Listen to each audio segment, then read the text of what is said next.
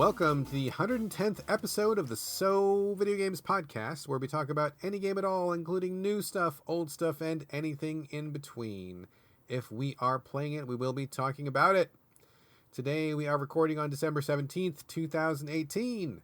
My name is Brad Galloway. I am the editor of GameCritics.com, and I am 50% of this here show. With me, as always, Corey Motley, staff writer at Game Critics. How you doing, Corey? I am doing very well today, Brad. How are you? I am doing well. I'm really jazzed and hyped to be recording with you. We just got through a really exciting banter section. I would agree with everything you just said. If you are listening to the show and you want to hear a couple of guys go absolutely apeshit over Into the Spider-Verse, go and check out that banter section because we love that movie. We do also talk about some other things. Today it was mostly TV and movie related, but we do talk about random stuff.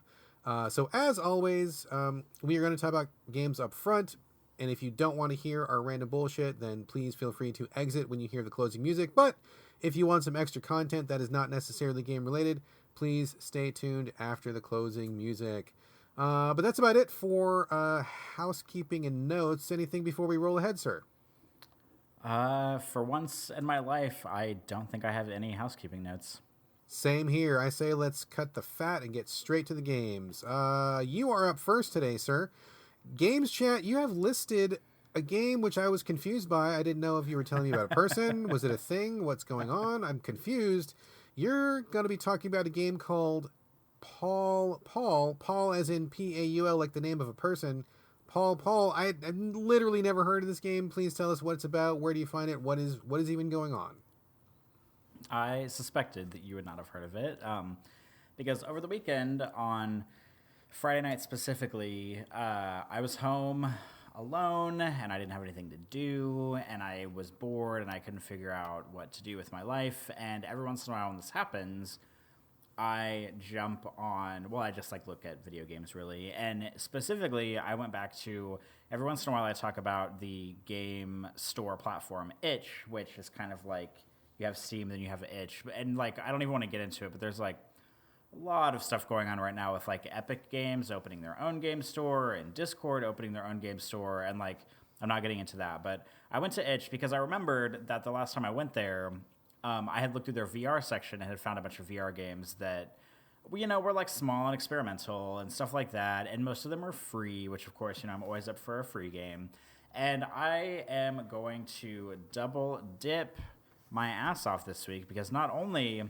am I going to put a little check mark next to the bringing a VR game to every show that I act like I don't need to do, but I am. I'm going to put a check next to that. I'm also going to check off a lovable indie jank game, and I don't think I've talked about indie jank in a while, but this is a genre that I refer to. I don't even know how to classify this. It's basically a game that you can tell was probably developed by one person, but is not technically obviously we're not talking about a God of War caliber detail and physics and all in art design and animation and all this stuff. It's very low res, very low I'm not gonna say low effort or anything because I have no doubt that even these games take a shitload of work to make. But it's just a couple people that make them usually. But they're maybe not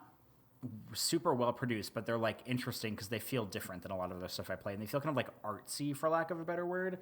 So this is what I want to talk about first. I downloaded a bunch of indie VR games on the Itch store. And PaulPaul is what I want to talk about first. And I have to admit there's a bit of an error whenever I sent this game to you, Brad, or sent you the script notes. It's not Paul space Paul. It's just PaulPaul, and it's one word. So my bad, okay. Which makes it even more confusing. So this is a first-person. Obviously, it's there's third-person VR games. I just think of them as first-person because most of the time they are. First-person VR game, kind of a walking sim narrative adventure game. It's on Steam also, and it's free on both platforms. I didn't know it was on Steam at the time. It is Act 1 of other games that are going to come out that aren't out yet. So I don't really know what's going on with the development, but it's developed by a company called Another Circus. And you play as, I really just bought this, or didn't buy it. I downloaded it because it was free. I downloaded it because like the screenshots looked really interesting. There was like one screenshot on the itch store of like these kind of like these silhouettes of dudes that look like they're wearing business suits, but their heads were like sort of like, I don't know, like nebulous explosion looking things. I don't really know how to explain it. It looks like up my alley for all the weirdest reasons is basically what's going on here. But you play as a guy who seems to be working for some sort of like space exploration technology company thing, maybe like NASA if it were privately owned or something. And this is a really short game. I want to make that clear, too. So I can't really say a whole lot about it because it's only like 15 minutes long. Like, we're talking like oh, Jesus. That is, yeah, oh, my God. Yeah. Oh, wow. I mean, you'd think when I say short game, I might mean like an hour. But no, this is like it's like 15 or 20 minutes, like depending on how much exploring you do. And there's no real like urgency in it either. And it only takes place over a handful of scenes. So like the first scene, you're in your apartment and you're just like standing there and there's like a TV in front of you on the shelf by the window, and it's a pretty cool, like, contemporary apartment, like, very kind of futuristic. And there's, like, this cool, like, newspaper, but it's, like, a holographic, you know, like, LCD screen newspaper, like, on the shelf behind you. Most of the stuff in the game is not super colorful. Like, it's very, like, grayscale, which I think is cool because it's a cool, like, stylistic choice. There's like an alarm clock over on the other side of the room, and you like walk around the environment or teleport around the environment, and you like touch things. And whenever you touch things, like the game makes kind of like a weird noise where you can tell that like maybe you're dreaming, maybe this is some kind of weird nightmare, but it's not scary. It's just like kind of unsettling a tiny bit.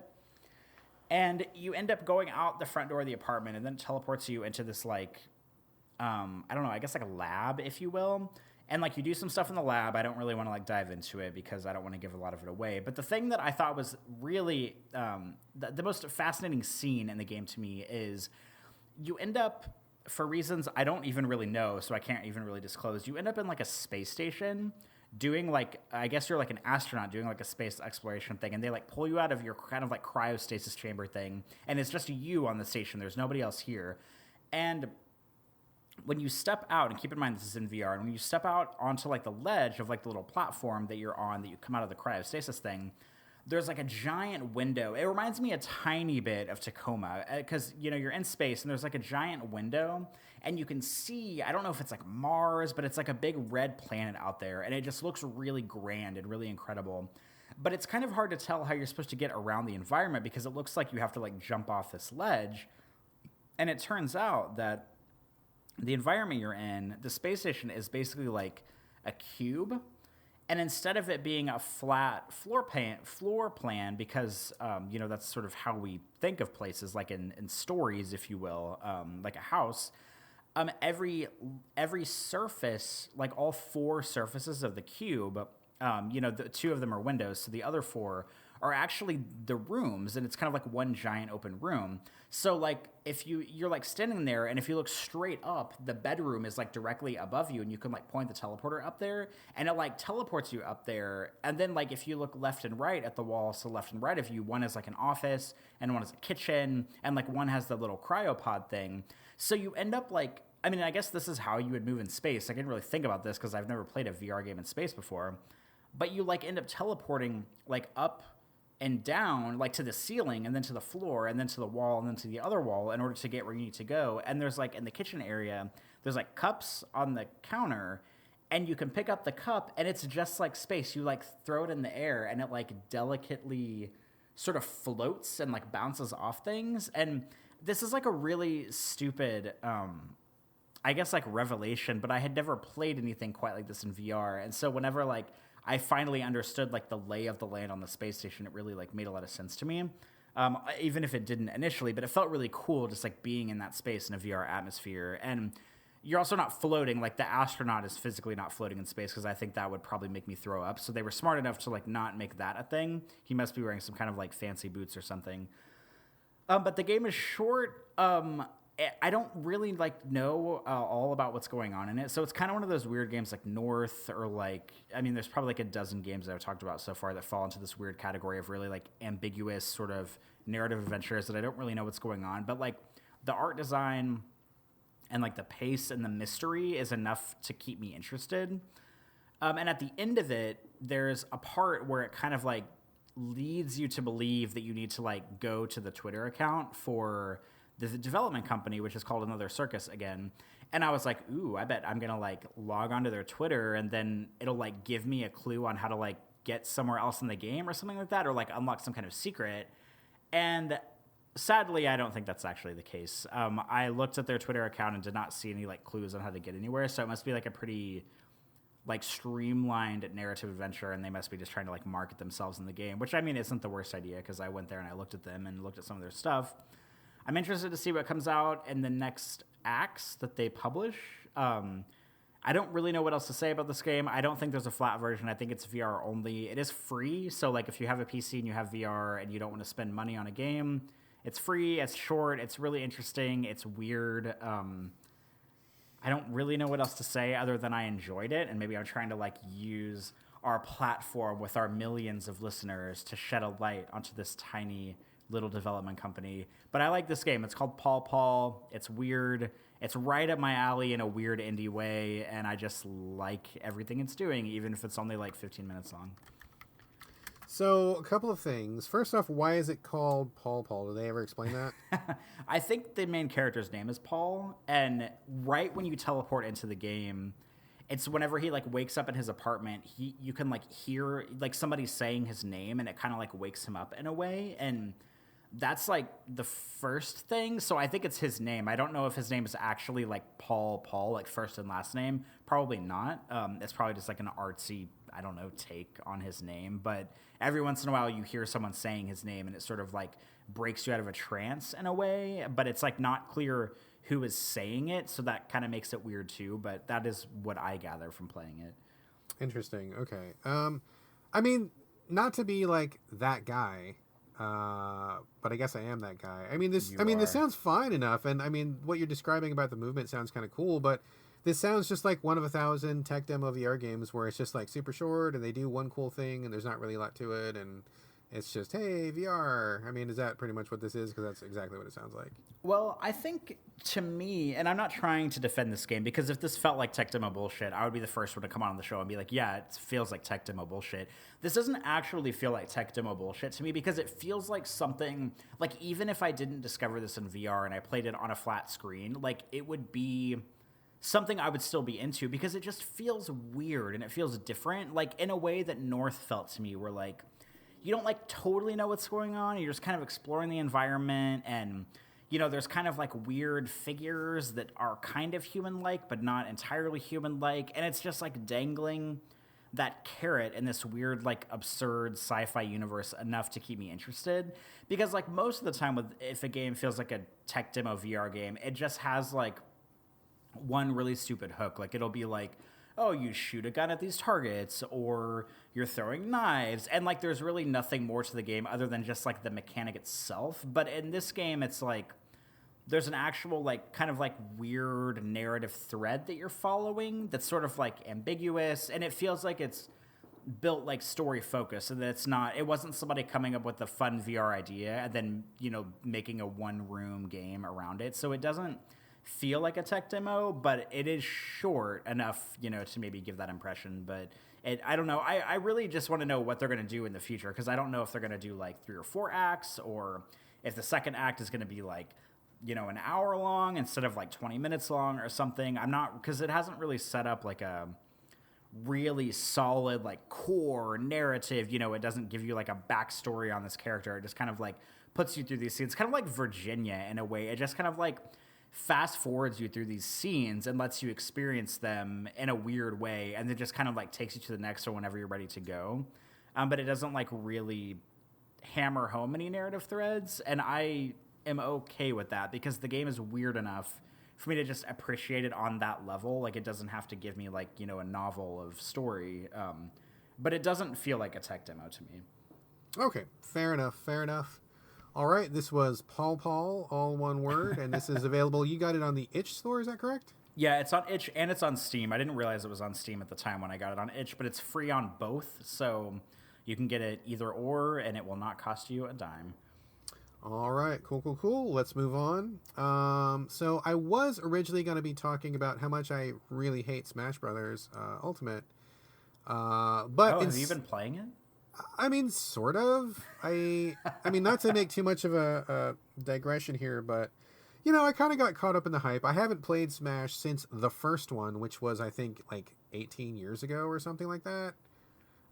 In that ballpark. So it's not. I have not been keeping up with the scene, but of course I've known about it. And got the Switch. My son said he was kind of interested in playing it. Everybody on Earth was talking about it, and I hadn't played it in such a long time. I'm like, oh, maybe I'll dip back in and maybe my thoughts on it have changed. Maybe it's cool. Maybe, it looks real fun. I don't know. We'll check it out. Yeah, no, I hate that. I fucking hate that game, dude. I hate Smash Brothers. I think I have a long rant. I'm not going to go off on it now. I have a number of really serious criticisms that I think nobody is ever bringing up because most of the people who play this and talk about it are fans who have been playing this game for years, and so they don't have the perspective of someone who is coming to it fresh. So I think that if you are a new person coming to it, I mean, and for me, I haven't played it for 18 years. I'm basically a newcomer coming to this game. Like I've not been steeped in the Smash culture this whole time. And when you come to this game with a fresh pair of eyes, there is a lot of stuff wrong with this game. A lot of stuff that is done just because that's the way it's always been done, because that's the way fans think it should be done, because they don't want to change too much. But if you're coming to it fresh, serious problems with that game. But we'll talk about that another time. I don't want to derail too much. We'll bring it up at some point. But what I did want to talk about was I wanted to circle back on Mutant Year Zero Road to Eden for just a minute, because this is another one of those examples that we recently had where it starts off really good and I talk about the game before I finish it, and then we record this segment where I'm all positive and up on it, and then as the week goes by and I play it some more, I'm like, oh, actually no, this game is bad. So I didn't want to leave my last segment with people thinking I love this game, because I would feel really bad if people went out and bought it because of what I said on the last episode, and then they were like, oh, fuck Brad, like he totally didn't know what was wrong with this game and he made me waste my money on this thing and I'm pissed, I'm never going to listen to so video games again, fuck those guys. Like, I don't want to have that happen, so I'm going to use this segment instead to circle back on Mutant Year Zero. So I talked about it last week. This is the game put out by a group of people who were formerly of IO Interactive. Former Hitman developers got together to make a new studio. This is a turn-based strategy, which is based upon the Mutant Year Zero board game, which I was not familiar with, but that's a thing. So they're taking that IP and making a video game out of it. You have a group of mutants who are like, there's a pigman, there's a duckman, there is a fox lady, and there's a couple of more human characters. They all have these little powers. Turn-based tactics, very similar to XCOM in a way. Of course it's different, but just think about XCOM in general, and that will give you a pretty good basis of what you're looking at. And at the time that I talked about it, I really liked it. I mean, this game's main hook is that they implement stealth into turn-based tactics in a way that I'm not really aware of many other games doing. I think that there's a couple games that probably do it. What is the name, Corey? My memory is failing me. What is the name of the samurai turn-based tactics game that was flipping out over a couple years ago? I was thinking about this because I was going to bring it up, and I can't remember the name of it either. Oh my god, I can't believe I'm forgetting what it's called, because that game is fucking amazing and so awesome, and I love it. It's like Samurai, no. Is it Shogun something? Blades of the Shogun? Blade of the Shogun? Is that it? Maybe. Do a quick Google real quick while I'm talking here, and maybe you can help me out with this. Let me see what I can find it. So there's a couple turn-based tactics games which do implement stealth, but this one implements it in a different way, because when you are not in combat, it is real time. You're just walking around in an environment exploring things, and then when you come across an enemy, you can start the tactics section, and so it just kind of transitions into turn-based all of a sudden. It's a pretty interesting, neat thing, which I really like. So I liked it a lot. Liked the pace of it. I liked the post-apocalyptic setting. I liked the mutants. I thought the writing was really good. I was basically just up on this game. Really liked it a lot. So after we recorded, I kept playing, and I got about halfway through the game, and then I realized, oh no, this game is actually running out of steam. So what happened was, I got to a point where I had kind of maxed out the skill trees of my characters, and I realized like how little skills there actually were, because even though there's like, I don't know, maybe like 8 or 10 skills per person, you can only ever have 3 active at a time, which kind of really limits the stuff that you can do in a battle. You can also never have more than 3 characters at a time. Even though you eventually get 5, you can only ever have 3, which again leads to a lot of limits because you can't do a lot of more advanced tactics. You can't, encircle people around the map. I mean, there's only so much you can do with 3 people. But worse than that is that I just kind of got to a point at which I was doing the same kind of mission, which is where you're sneaking through a place. You will eventually get to a part where you have to fight, and then you fight. Like, that is basically what every single mission in this game is, which is kind of a bummer because that's not enough variety in mission types. But I was also doing the exact same thing every single time. So what I would do is I would want to be stealthy, because that's what this game is kind of about. You would come up on somebody who was not paying attention, you would start the tactics, and then I would do the exact same actions with the exact same characters in the exact same turn, like literally every time. And at first I was hoping that, things would open up, I'd get new powers, get new characters, which all was true, but like it doesn't matter because there's really kind of only one way to play this game successfully. So I would come across a map, I'd find a guy, I would stealth shoot him with the duck, and then my pig guy would shoulder charge him and knock him down. And then my third person, whoever that was, would run up and shoot them when they were on the ground. And then in the next turn, all 3 people would shoot them again. And so I did that multiple times per mission for everybody that we found who was able to be stealth killed. And then repeated that multiple times with every map for the rest of the game. So it got really, really, really, really fucking boring because I was just doing the exact same thing, the exact same way, every single time. And then eventually I would come up across a battle where the developers wanted just to fuck with you. And so they would set you up with a situation where you just had to power your way through it and there was no way to do it, just to brute force. So I just was really thinking it was a shame because it seems fine in the beginning and for the first 8 or 10 hours, like it's all good because you're still learning the systems, you're still unlocking stuff, you're still figuring out how the game works. But once it hits the midpoint, I mean, it's just repetition from then on. And it's just not interesting. It's not fun. It loses a lot of steam. And it's a shame because I really wanted to finish this game. I like the characters a lot. I think the mutants are fun. They're fun people to hang out with. I like their dialogue is really fun. The world is really cool. They did a really good job with the post-apocalyptic world. Very interesting, very lush looking, kind of nature reclaiming the environment. It's all good in that respect. They just really did not go deep enough on the tactics. I mean, you can't offer that few options in a tactics game. You got to have more to do because that's really what the game is about. And if you only have really one successful way to play the game, that's not really a tactics game. It's just you kind of pushing the same button over and over and over and over and over. So I got what I thought was really close to the end. I was like, I'm just going to just be patient. I'm just going to push through it. I'm going to force myself to play this. Just finish it. I'm almost at the end. I got almost to the end. And that wasn't the end. And I'm like, fuck, okay, just 2 more levels. That's going to be the end. I really don't want to play this anymore because I'm really getting bored. But I'm almost to the end. Okay, 2 more levels. I can do this. That's fine. I pushed through 2 more levels. Fuck, there's 2 more levels. God damn it. And I started getting really sloppy. Like, I stopped caring about what I was doing. I was burning too many resources because I just didn't give a shit. I stopped paying attention. I stopped playing careful because I just didn't care. I didn't want to play anymore. And I'm like, I got to get out of this because life is too short, man. Life is too short to play games that you don't like. And I found myself sinking into that trap of like, well, I've played this far. I might as well finish because I've already got this far. But that's bullshit. Like, the sunk cost fallacy is bullshit. We're not infinite beings. We can't spend all of our lifespans on games that we don't enjoy. And I had stopped enjoying this game like hours beforehand. So I had to put it down. I feel bad because I want to know how the story turned out. I feel bad because I like the characters. I feel bad because I want to support these devs because I think they're generally on the right path. I think they got good ideas. They're doing the right thing. They just didn't go far enough and deep enough. And they just didn't get this game to a place where it was ready for prime time. So I can't recommend it. I really can't recommend it. I really can't, even though I want to. And even though I really started liking it in the beginning. First 8 hours are great, but I got to say, as a tactics game, it fails pretty hard. And I really wish these guys had just done more. Like, let you have more skills on your character. Because then you could have at least more options during each battle. Or at least let you have the other 2 characters so then you can kind of get through the battles faster. Or you could, set up a little more ambushes. Or you could do things with your characters. But it's so limited and so small that it really runs out of steam pretty hard, and it's just a very disappointing way to end such a promising game. So I wanted to circle back, let people know, please don't be fooled by the good start this game gets off to. I do not recommend it, and I think it's a sequel should be great if they improve on what they've done here. But as of right now, Mutant Year Zero, I got to say, is a pass.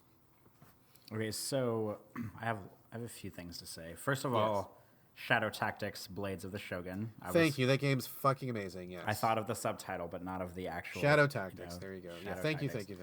Okay. First of all, if they make a sequel to this, is it going to be called Mutant Year 1? And second of all,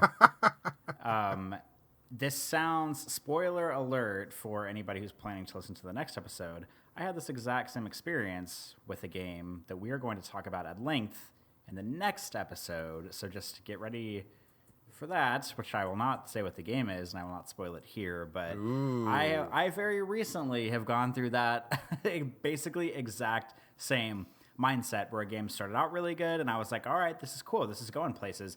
And then it just went on for too long, and then I stopped caring, and then I got sloppy. And I actually did finish the game that I was playing, but very begrudgingly finished it. So look out for the discussion about Unidentified Game X on the next episode. But I'm glad that you decided to stop playing this, because I totally understand, like, it does suck whenever you know you're, like, somewhere between, like, the 70 to 90% done area of a game, and it's so easy to be like, well, I've come this far, I ought to finish it. I mean, it would be like watching a movie for like a 2-hour movie for an hour and 40 minutes and being like, well, you know, I might as well. But yeah, whenever games have really really unidentified pacing, and you don't really know, and I feel like this happens a lot in games where, like, it's often really hard to tell how far you've come and how much farther you have to go. That's why I like when games identify, like, all of the threats at the beginning. This is why I like whenever I compare, like, I'm going to come back to this a million times, whenever I compare, like, Deus Ex Human Revolution to Deus Ex Mankind Divided, because Deus Ex Human Revolution has a very strong start. By the end of the first, like, hour, you know what the objective is. It's to rescue Megan. You know who the bad guys are because they're all present. So you have a general idea of pacing of, as you get through each boss, how far along you are in the game. But in, like, Mankind Divided, the game starts and you, like, kind of don't really know what the objective is. You don't really know who the bad guy is. And once you meet the bad guy, like, hours into the game, he doesn't really identify as the main bad guy. So by the time you get to the fight with him, you think, oh, maybe I'm halfway through the game. And then boom, it's actually the end of the game. So, like, games that don't, like, identify their pace well are really annoying, and especially whenever you're not enjoying them and you think, well, I've come this far, so I might as well finish them now, and then you just get stuck in the cycle of playing mission after mission after mission, thinking, like, for fuck's sake, this has got to be the last one, and then it's not, and then you just give up and open your nearest window and throw your disc out the window like a frisbee, and then it's all over with. You raise a really good point, sir. I actually am really glad you said that, because I 100% agree with you, and I'm not sure that I have ever really crystallized that thought in the way that you've just put it, but I think that you've really hit on something that's very true and correct, because I do absolutely agree that, like, the game communicating to you, like telling you what the deal is so that you can have, like, a more informed choice about whether, do I want to continue? What is my goal? What am I doing? I think having that kind of communication is really key, and now that you said it that way, I'm like, yeah, absolutely right. Like, I think a lot of the games that I like are very upfront about, hey, there's 10 missions to this game, and so that's what's up. And if you get to mission 3 and you don't like it, well, then you know you still got 7 more, so bail now. But if you think you've only got 5 missions to get through, well, maybe you're going to stick it out, and then there's 5 more, and you don't want 5 more, you know? I think that's very true, and I think that's really a good design choice that maybe more developers should be on board with, because I've had many experiences where I start a game, it starts okay, I start to get tired, but then, like, just like you said, you're not sure how much more you got to go. And, you know, if you're going to put the time in, yeah, go ahead and finish it off. You know, like, I hate to leave stuff unfinished, but if you think you've only got 2 more levels, you'll power through. But if you know you've got 22 more levels, you're going to bail the fuck out. So it's like, I 100%, I'm glad you said it that way, because I think that is a very important part of the gamer slash game developer like unspoken contract that maybe we should dig into this at some point in a future show and just kind of talk about expectations, because I think that's very true. I think the developers kind of have a responsibility to kind of let you know what you're in for, or to at least give you the choice of like, I mean, because like you're literally spending your lifespan, the time that you are literally alive on this planet, you are spending on this game. Like they are taking your actual life. And so like they gotta at least tell you how much they want from you before you get in balls deep on this thing, dude. I 100% agree. So I'm glad you said that. Absolutely. That is, we gotta keep a list of like, we're gonna do a show on the unspoken contract of gaming. That sounds like a fantastic topic to me. I gotta figure this out. I'm gonna jot this down. Gosh. This is okay. a can of worms and a half right here. Oh yeah, you've got yourself. Yeah, you're committed to a bunch of episodes now, boy. We're gonna be doing some deep dive on game design. Watch out. So, all right, that's all I have to say on Mutant Year Zero: Road to Eden. Yeah, I don't recommend it, unfortunately, but boy, I am really pulling for these developers. I wish them nothing but the best. I really hope they continue with what they're doing, and I would be very interested in checking out an improved sequel. So there we go. Corey, you were talking about our next game, Lifeline Whiteout. Now, I don't know what this game is, but I am familiar with possibly. I mean, Lifeline was a game that came out on iOS. That was where it was kind of like somebody was talking to you with your phone and you had to check back every few minutes, and it was almost like they were asking you for advice in kind of real time sort of a thing. Is this a continuation of that game, or is this something totally different? It is like an offshoot, if you will, because I was familiar with Lifeline before I started playing, or before I started this, but I wasn't sure. I don't know like the lineage of Lifeline games, if they're all like sequels to each other, or if it's all just like kind of like Silent Hill, where it's like different people, similar scenario, but this is in that family of games. Okay, cool. So I kind of really quickly, gave you a nutshell, but why don't you tell us a little bit more specifically about what this is, where you're playing it, and what is the deal?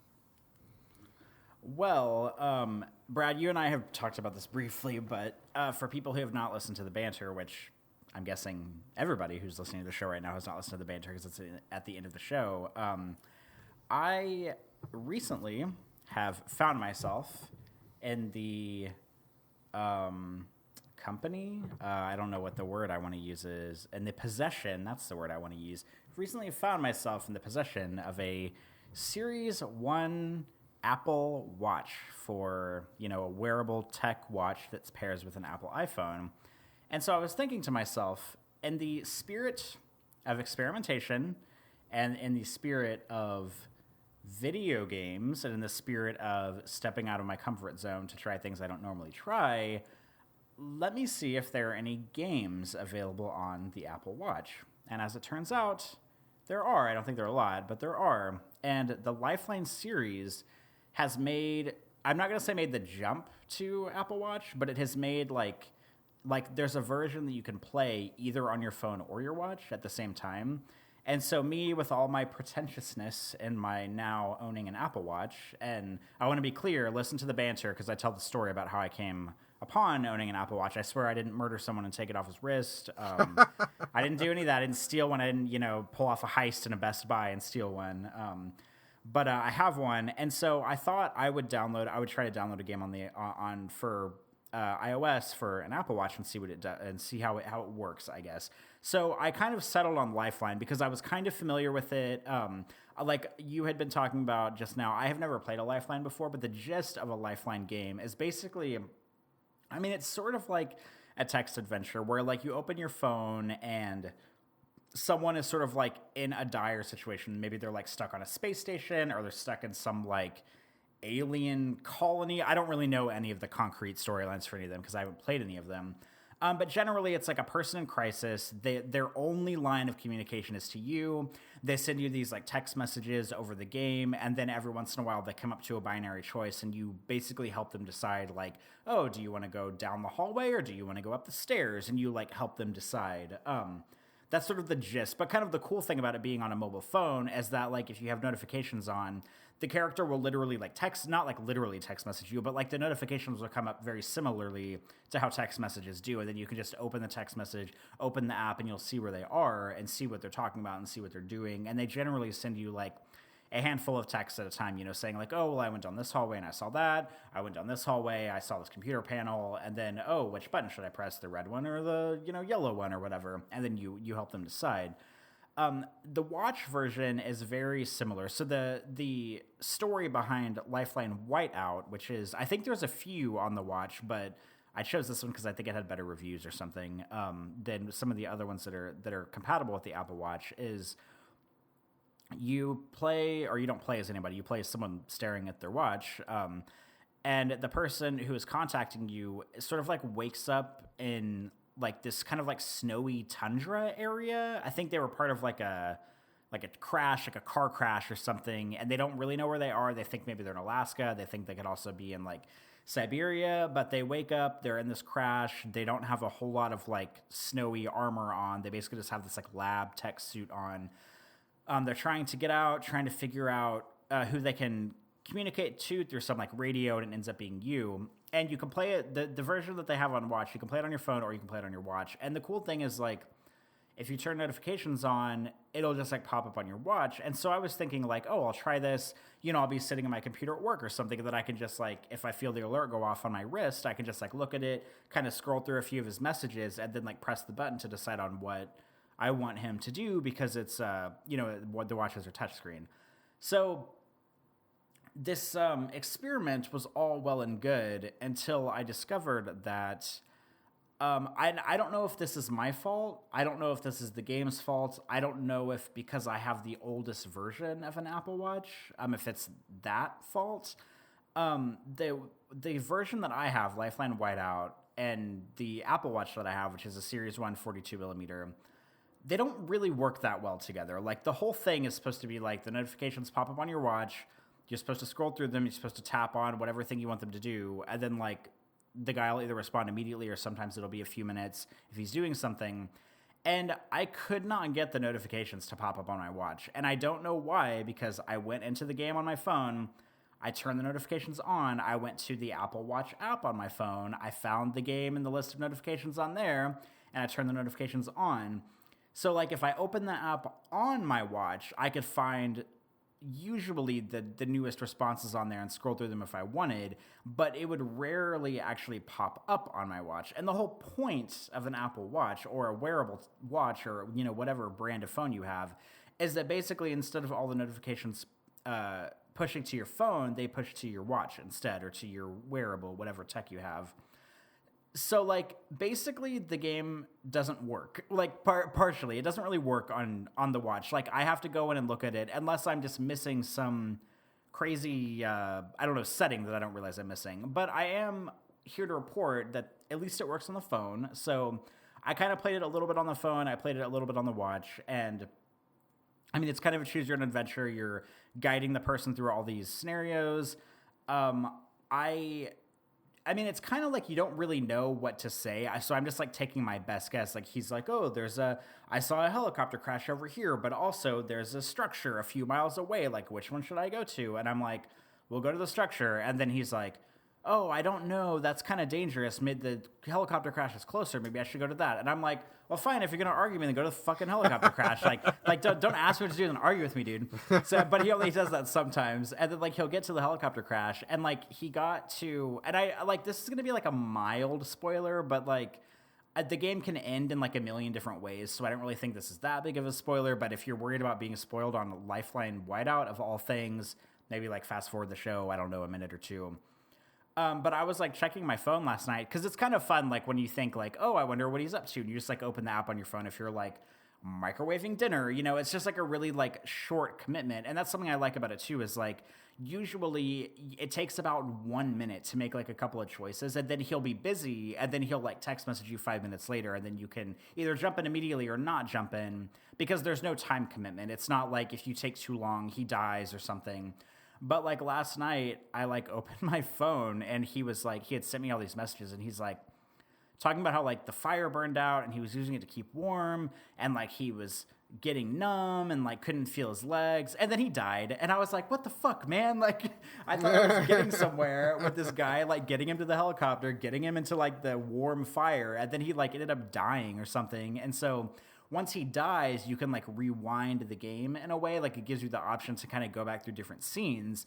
And I selected the option to start all the way over. And I haven't officially started it all the way over, but I mean, this is kind of a cool game. Like I'd never really played anything like this before. I mean, at least like not on my phone. And I mean, I'm sad to say that like kind of the whole reason I bought it was to try the watch integration because I thought that would be just like a fun thing to experiment with. And like I said, if I open the app on my watch, it worked most of the time, but the notifications rarely pushed to my watch, which is like the whole point of it. So like in one regard, you could say that maybe the game is broken or maybe I didn't have it set up right or something.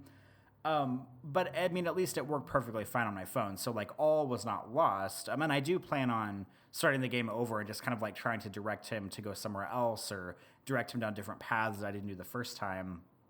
But yeah, in the spirit of trying new things, I tried an iPhone watch game, and yeah, maybe it didn't really work that well, but the game I played was still kind of interesting, and I will try more watch games in the future and maybe report back and see, I don't know, just what I think. I guess now I'm bringing VR to the show, and now I'm bringing Apple Watch games to the show. Like, could I get any more pretentious here? Jesus. Fringe gamer Corey Motley, Oh, he is fuck. going way far out. Oh my god. You're going to have to find a new host before long because my head is going to get so big I'm just going to float into the atmosphere and never come back down. Oh my god. Well, you know, it's interesting that you played this because I remember when the first Lifeline came out, and actually, little tidbit of information.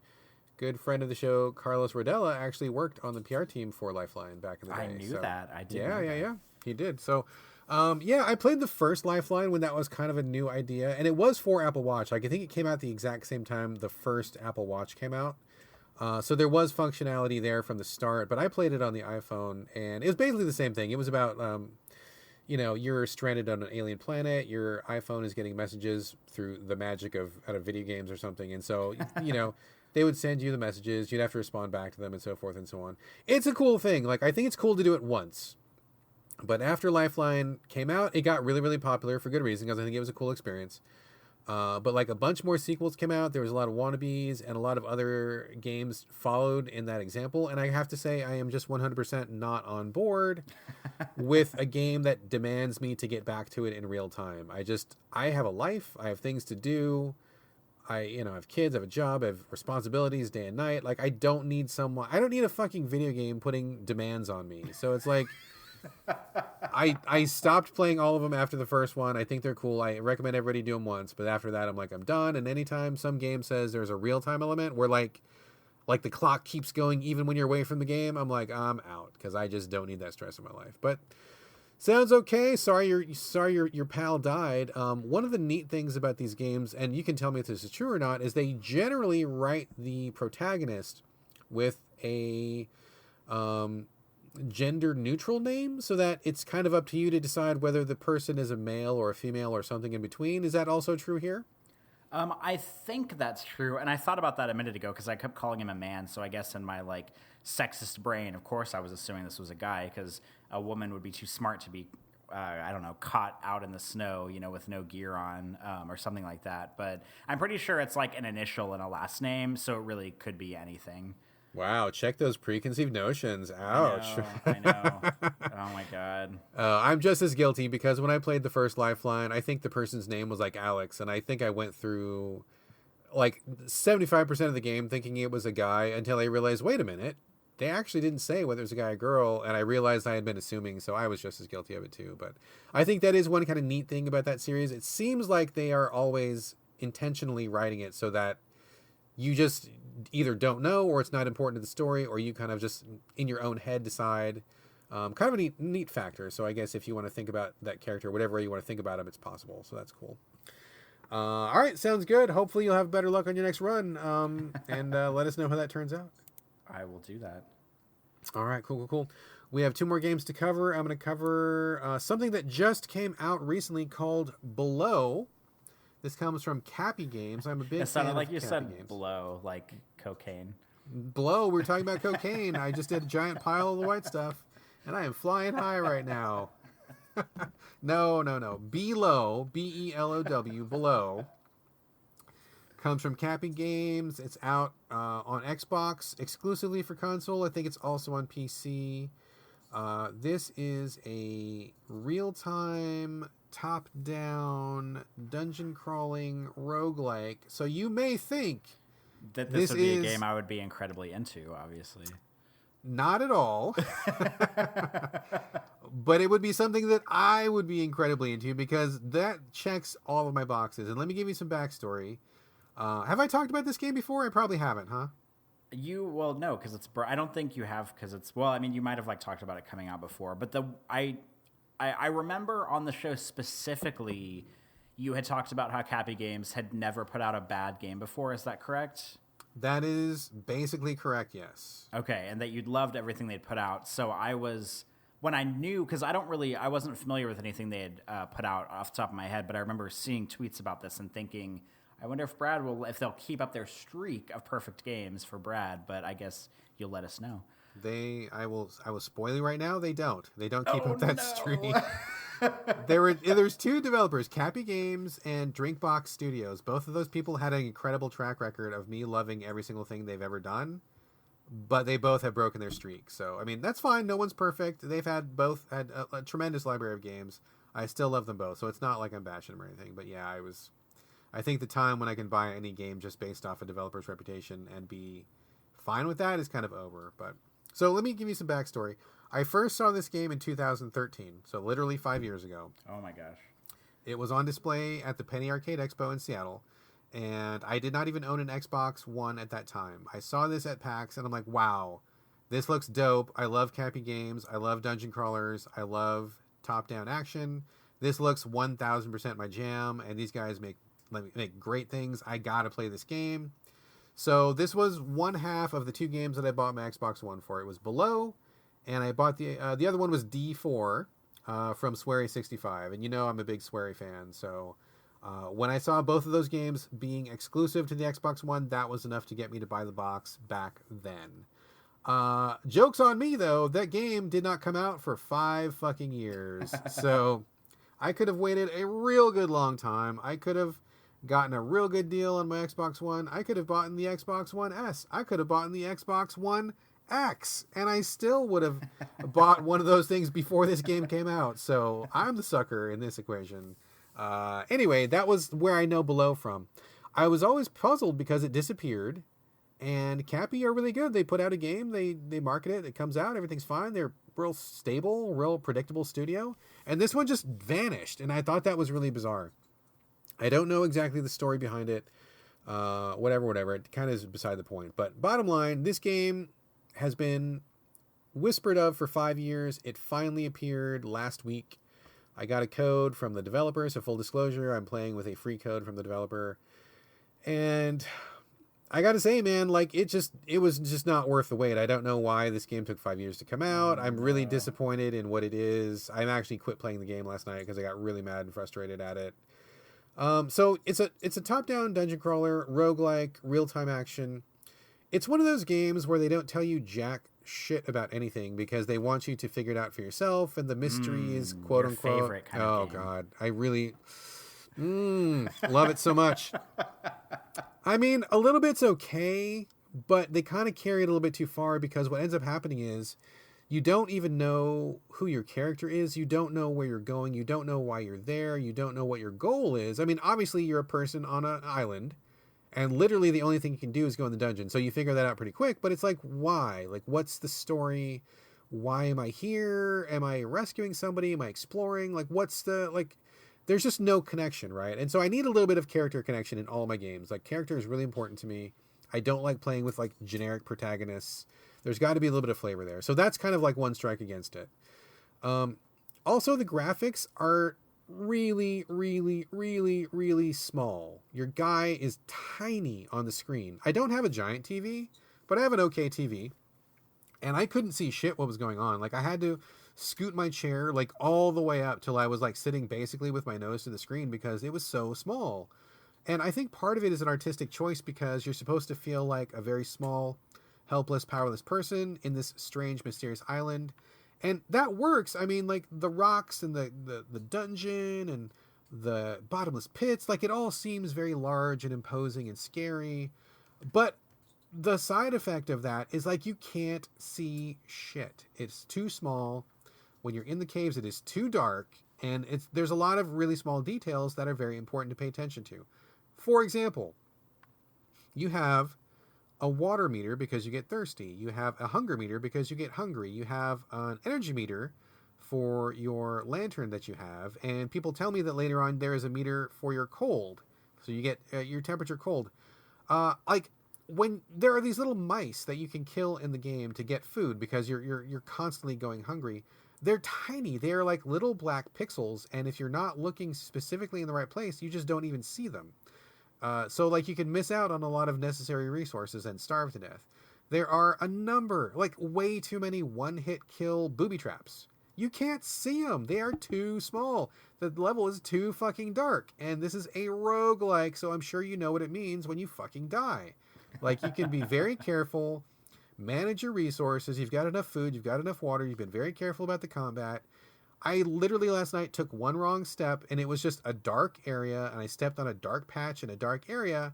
Snap, trap kills me in one hit. I lose all my shit, and I go back to the start, and I'm just like, fuck you. Like, it's really tough because the stakes are really high. The traps are very deadly. It's hard to find resources because it's just easy to overlook them. It's hard to find little things in the environment that you need to pay attention to. For example, sometimes there are these little targets that you shoot with a bow and arrow, and they unlock a door, but it's very easy to not see them. I was spinning my wheels last night, just circling and circling because I couldn't see this thing that I was supposed to see. So there's all sorts of problems with that. I think also the combat is not great. There's this weird kind of delay to the combat, and all of the enemies are like really deadly. There's a couple little peons that you can kill, no problem. But when you get to like a couple floors down in the dungeon, you get across these guys who will kill you like in 1 or 2 hits. And all it takes is you like slightly facing the wrong way or just slightly mistiming your block or your attack, and you're dead. And it's like, to go back to the start, what happens is you die. A new person shows up. So like a new person arrives at the island that your old person arrived at. They go back into the dungeon, retracing your former character's footsteps. You can pick up the equipment that was dropped at the corpse of your last person, which is okay. But it's a lot to go through. Like, it's a lot to just really quickly die in the blink of an eye because I stepped on a trap I didn't see, or because a monster was 2 pixels over and I blocked it wrong and I got killed. And just to go back to the start with a fresh character and to have to go back and do a corpse run and have to go back through the part I was just through, it was just like a lot, you know, like it's like a lot to get through. And I was feeling like this game is very, very, very demanding. And I am no stranger to challenging games. I am no stranger to challenge. I played and finished a lot of the hardest games out there if I like them, if I feel like they click with me, if I feel like what they are asking is equal to what they are giving you. In the case of Below, I don't feel like that equation is correct. I feel like they are asking you to be hyper vigilant in an environment in which it's really difficult to see and in which you can die in the blink of an eye through just like by stepping 1 pixel too far or by mistiming something by just a fraction of a second. And they're asking you to be so careful and so cautious and so slow and so deliberate and so, judicious about the managing of your resources. I mean, it's like, it's a lot to balance and it's a lot to do and it's a lot on your plate. And there's very little wiggle room for you to fuck up. And what I get in return is a game that I can't really make out a lot of the details of what I'm supposed to be looking at. A game where I don't have a character I'm related to. A game where I don't even know what my quest is. They're asking a lot and giving me very little in return. And I just got really tired of it. I played it for about 3 days. I got to the 4th tier of dungeons, which I don't even know is that far? Is it not far? I don't even know how far it is. Because relating back to our discussion that we just had, I have no idea how long this game is or what I'm supposed to do. So it could be another 100 floors. It could be 1 more floor. I don't know what the end point is, you know? And I was real careful. I had used up a lot of my resources. I was hoping to make it to like the next save point. And I got killed in a trap that I totally didn't even see until I was dead. And I'm like, fuck this. Fuck everything about this. Fuck this thing sideways. Like, I just can't play this anymore. I don't want to work this hard to play a game that is really not really even that fun to begin with. And I stopped. I'm going to stop. I'm going to just leave this. I'm going to write up my review and I'm going to move on. And that's it. So I'm really, really disappointed because I think the idea of it's cool. I really like Cappy games. I could be up for a roguelike right now, I'd be totally fine playing one of those. But this game just is too hostile. Like, it's too hostile. It's too demanding. It's too difficult to play. And I just don't feel like what I'm getting in exchange is worth it. Like, I just don't feel like me spending my lifespan on this is a good deal. So I'm not going to play it anymore. I don't recommend it. I don't recommend it even to people who are fans of roguelikes or of dungeon crawlers. Like, I don't think it's got its balance right. Maybe in 6 months or a year, when they patch it out or fix things or whatever, maybe it'll be worth it then. But right now, I don't think this is a game you should play. So I'm out. Below, done. I wish I had a good pun for Below. Like, oh, you're going to come out on top by not finishing Below, or something. This is worthless. I don't think I can think of a good one. That wasn't too bad. That was pretty good. Or like when Below goes low, you go high, or something. Good friend Patty Stardust from Twitter said this was below expectations or below average, yeah, and I'm like, yeah, that's pretty good. That's pretty good. Which sucks because I want to use that for my review, and now I can't steal it from him, so I got to come up with something else now. But anyway, that's all I have to say. I'm really disappointed, and I don't know why this game took 5 years to come out, because honestly, it doesn't really seem like there's a lot going on in this game. I don't know. Don't know what the story was, but that's all we're going to talk about for Below. Now, we have one final game to talk about, and this is your official mega super duper hardcore spoiler warning. Everybody listening, this is a spoiler warning. Red alert, alarm, run for the hills, hit the stop button now. We are going to be spoiling Call of Cthulhu, the narrative game which just came out from Cyanide Studios, I believe. Yeah, Cyanide and Focus Home Interactive. Yeah, okay, so this is the game we talked about briefly a show or two ago. We are going to be going into every aspect of this, spoiling the story, spoiling the ending, spoiling all the puzzles, spoiling everything. So this is your spoiler warning, and this is the last warning you're going to get. And now we are going to be talking about Call of Cthulhu, front to back, A to Z. Corey, I have finished this game a couple weeks ago. You have recently finished this game. I am the Cthulhu fan, Lovecraft fan. I think you were probably not so much a Cthulhu Lovecraft fan. But I will turn the floor over to you, sir. We kind of talked about the generalities of this game. I don't think we really need to go too deep into it because we covered that before. Now that you've wrapped up this game, I guess overall, what do you want to talk about? How did it strike you? What did you think? What are your thoughts? Oh my God, I don't even know where to start. So, okay, first things first, like, we talked about this game on our last show because I was like just getting into it and I'd played it for maybe like an hour or something. And it's only been like, I don't know, like 7 or 8 days since we last recorded, and I finished it.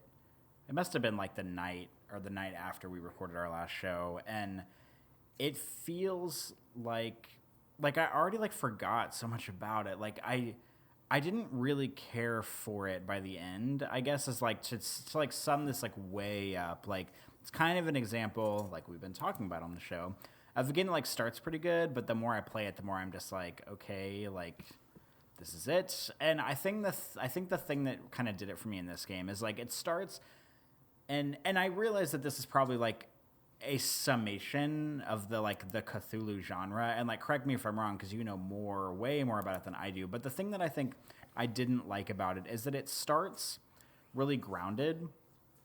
You know, you're a private detective, there's an old guy that comes and asks you to investigate the death of his like granddaughter or something, and she kind of died under mysterious circumstances, and she was living in this big manor on this island. You go to the island, and it's obvious that there's like supernatural forces, you know, afoot, from when the game starts, but it's not like super like beat you over the head with it. It's just kind of like, okay, this stuff is like kind of here. But it just like, the more you play the game, the more it sort of like abandons all, like reality, I guess. Like, I think it's possible for a game to have like a really strong basis in reality and also to like kind of like jump off a little bit into supernatural territory and like stay good to me. Like, I'm not saying that a game has to be like Heavy And where it all takes place in a perfectly like rational reality. And in order for me to enjoy it. But I just, like, the deeper I got in this game, like, the more it completely abandoned reality and just kept going into, like, the Cthulhu stuff. And I mean, that's probably, like, kind of, I mean, I don't know, there's probably people, maybe even you, Brad, listening to me right now, and you're just thinking in your head, like, God, that's the point of the game, like, dumbass, that's the whole point of the genre. But I just, like, had a hard time getting behind it as it kept, like, going into madness, because it's like you would have people that would, like, die in a sequence, and then in the next scene they're, like, alive again, and there was, like, a lot of these, like, demons and stuff, and you end up at this, like, ritual thing, and you have to decide if you want to, like, do the ritual or if you want to stop the ritual. And I just kind of, like, stopped caring about basically, like, anything that was going on in the game at about the halfway point. And so, like, as I kept playing it, it just kind of got, like, more and more obtuse and more supernatural, and I just cared less and less about what was going on the longer I played it. And it's also one of those games that kind of, like, gives up the mystery, like, halfway through, because, like, the point of the game is you're trying to, like, inspect the murder of this woman, and then you, like, find her, like, halfway through the game. And I mean, it doesn't, like, wrap up the story then, but that was, like, what I was interested in, like, exploring this island, finding her, finding out what happened to her. And then she's, like, not dead, and then she's, like, in on the stuff that's going on, and it's just, like, it's just too much. It's too much for me. It's too much supernatural. There's too much of, like, listening to people talk at you, and I just kind of got tired of it the longer I played it. And, like, you and I, because you'd played it a long time ago and finished it weeks before I did, and we never really had the chance to, like, tie a bow on it, which is, like, the point of this show right now. So, like, I don't really know what you thought of it when you finished it, but I am interested to know if we had the same experience, if it kind of grew weary for you, or if, because you're interested in sort of, like, this genre and this sort of like Lovecraftian thing, if you, like, thought it got more interesting. So what did you think about it? Before we get to what I thought of it, let me just back it up a little bit. So, like, basically every single H.P. Lovecraft story, Cthulhu story, and, like, basically they all kind of follow the same template. Things start off a little spoopy. Somebody goes to figure out something that's going on. They find some kind of artifact or a book, or they see something, and they're like, holy shit, there's this whole other aspect of reality that I didn't know about. Now I'm really creeped out and scared, but I can't stop investigating. And then the more they investigate, the more they pull back the veil of what they think is reality to find out that there is, like, a whole universe of tentacle sex monsters that are out there that want to just kill you and eat you. And the point of it, like, the point of all of these things, and really one of the ultimate points of Lovecraft as an author in general, was to kind of emphasize man is not nearly as big or as smart or as powerful as he thinks he is, and actually we are a very small piece of the cosmos, kind of like food for a larger monster, or just some afterthought to these, like, elder gods that are out in space. And so basically every story kind of goes that way. Like, you know, there's variations, of course, but, like, it's all about starting small. You find something, it gets real fucking cray-cray, and then at the end you go crazy, and literally no protagonist of any Lovecraft story ever survives. They all either go crazy, or they die, or they get killed, or something. So that's kind of what they're all about. And that's kind of what I expected going into this one. I will say that I liked this game on one level because I liked just being kind of a detective and walking around. I liked that combat was not really a thing in this game. I liked just kind of investigating these creepy locales and checking things out. It really called back to a lot of the stories I've read and a lot of the mythos stuff that Lovecraft is known for. But I will say that this game really fucks up, like, pretty hardcore. Like, about halfway. So I don't disagree with you at all. I mean, I think maybe our expectations were slightly differently, but I think we're kind of arriving at the same goal or the same endpoint, because what I disliked about this game was I felt like they tried to cram too much. And what happened was, like you said, you start off thinking you're going to try to find the granddaughter of this guy. Turns out that she's having these creepy dreams, and of course she's kind of tapping into the otherworldly, other dimension monster zone, and so that's what's going on. You figure that out pretty quickly. But then, like, what really happens is they take, like, 3 different Lovecraft stories and mash them all up into the same thing. So, like, you find the lady, and she's dreaming, and she's painting her dreams, and these paintings are opening up portals to another dimension. Like, that's a story all by itself. That's a complete story. And when you finally find the monster that's coming through the paintings and you figure out what's going on, like, that's enough of a tale. But then that somehow leads into this island of people who are cultists, but the cultists became cultists because they found a deep sea scary monster, which is another thing that Lovecraft was obsessed with, was like monsters under the ocean. Monsters in space, monsters under the ocean. Those are his two things. And so they find this giant Leviathan monster at the bottom of the sea. They somehow kill it and bring it back to their island, because at that time they are all starving. They eat the flesh of this monster, and because they eat the flesh of this monster, that taps them into the monster dimension, and they become cultists. So that in itself is a whole other story. That is a separate story. It should be a separate story. But they tie that together with the lady who's having dreams. I think that's already getting too complicated. But then they throw even a third thing into the mix. This game is motherfucking called Call of Cthulhu, and Cthulhu is probably the most famous monster that Lovecraft ever came up with. So he's got to be the big bad. But, like, a Cthulhu story is a separate story all on its own. So, like, you find the dream monster, but that leads to the cultists who were eating the undersea monster, but then that leads to the undersea monster being a servant of Cthulhu who wanted them to eat his flesh in the first place because that was going to open up a portal for him to come back. And I'm like, whoa. You guys are confusing the shit out of this. It's way too much going on. It doesn't make sense. It's really illogical. And it really takes away from the elegance of telling the story. Like, any one of those things, the undersea monster, Cthulhu himself, or the dream monster, any one of those things would have made a fine game all on its own. And that's all you needed. You did not need more. But they kept adding more and more and more, and it doesn't come together. It's really hard to figure out how these things are related at first, and then there's just too many clues, and people are going crazy, and then you get these weird dream sequences, which I don't think are very well done.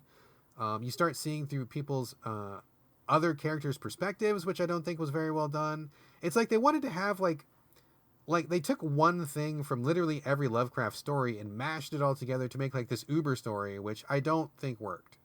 So when you're still trying to figure out what's going on at the beginning and getting to about the halfway point, like, it's all pretty good. Like, it's all a pretty good Lovecraft game. I'm like, this is pretty good. They got the tone down. It's creepy. You're investigating, going crazy a little bit. That's all fine. They just went sailing over the edge with having too much. Definitely the case of a game where less is more, and I think that they fucked up all of it, honestly. I mean, by the time that you got to the end of the game, I knew what was going on just because I've read a bunch of Lovecraft stories and I know how these things go. By the time that you got to the final sequence where there's like a ritual and they're trying to summon Cthulhu, like, did you have any fucking idea what was going on at all? Well, like, the ritual thing, I kind of didn't understand. Like, I was able to piece together, like, I guess kind of like the big revelation for me was, like, the fact that they were eating the tentacle monster's, like, body, like, its flesh. Like, they were basically just, like it was any fucking, like, salmon in the ocean. They just, like, kill it, and then they start eating it. And that was kind of, like, the big revelation for me, because they kind of reveal it in the game, and I was like, oh, this is kind of, like, significant. Like, they're eating this, like, giant squid thing. So, like, of course they're going crazy, or of course they're, like, turning mad or whatever. So, like, that was, like, I mean, you're right. Like, it's just, like, too many things. Like, there was that thing. And, like, the fucking, like, Shambler portal boss thing. Like, can we just talk about, like, that boss battle? How many just, like, one-hit kill scenarios are in this game? Like, there's these awful stealth sections where it's, like, you get seen, and if you can't get away, it's a one-hit kill. Or there's, like, a section at the end of the game where you have a gun, and it's, like, the only part of the game that has combat. And, like, the combat is not necessarily bad, because you just, like, shoot the gun. You don't have to, like, aim, really.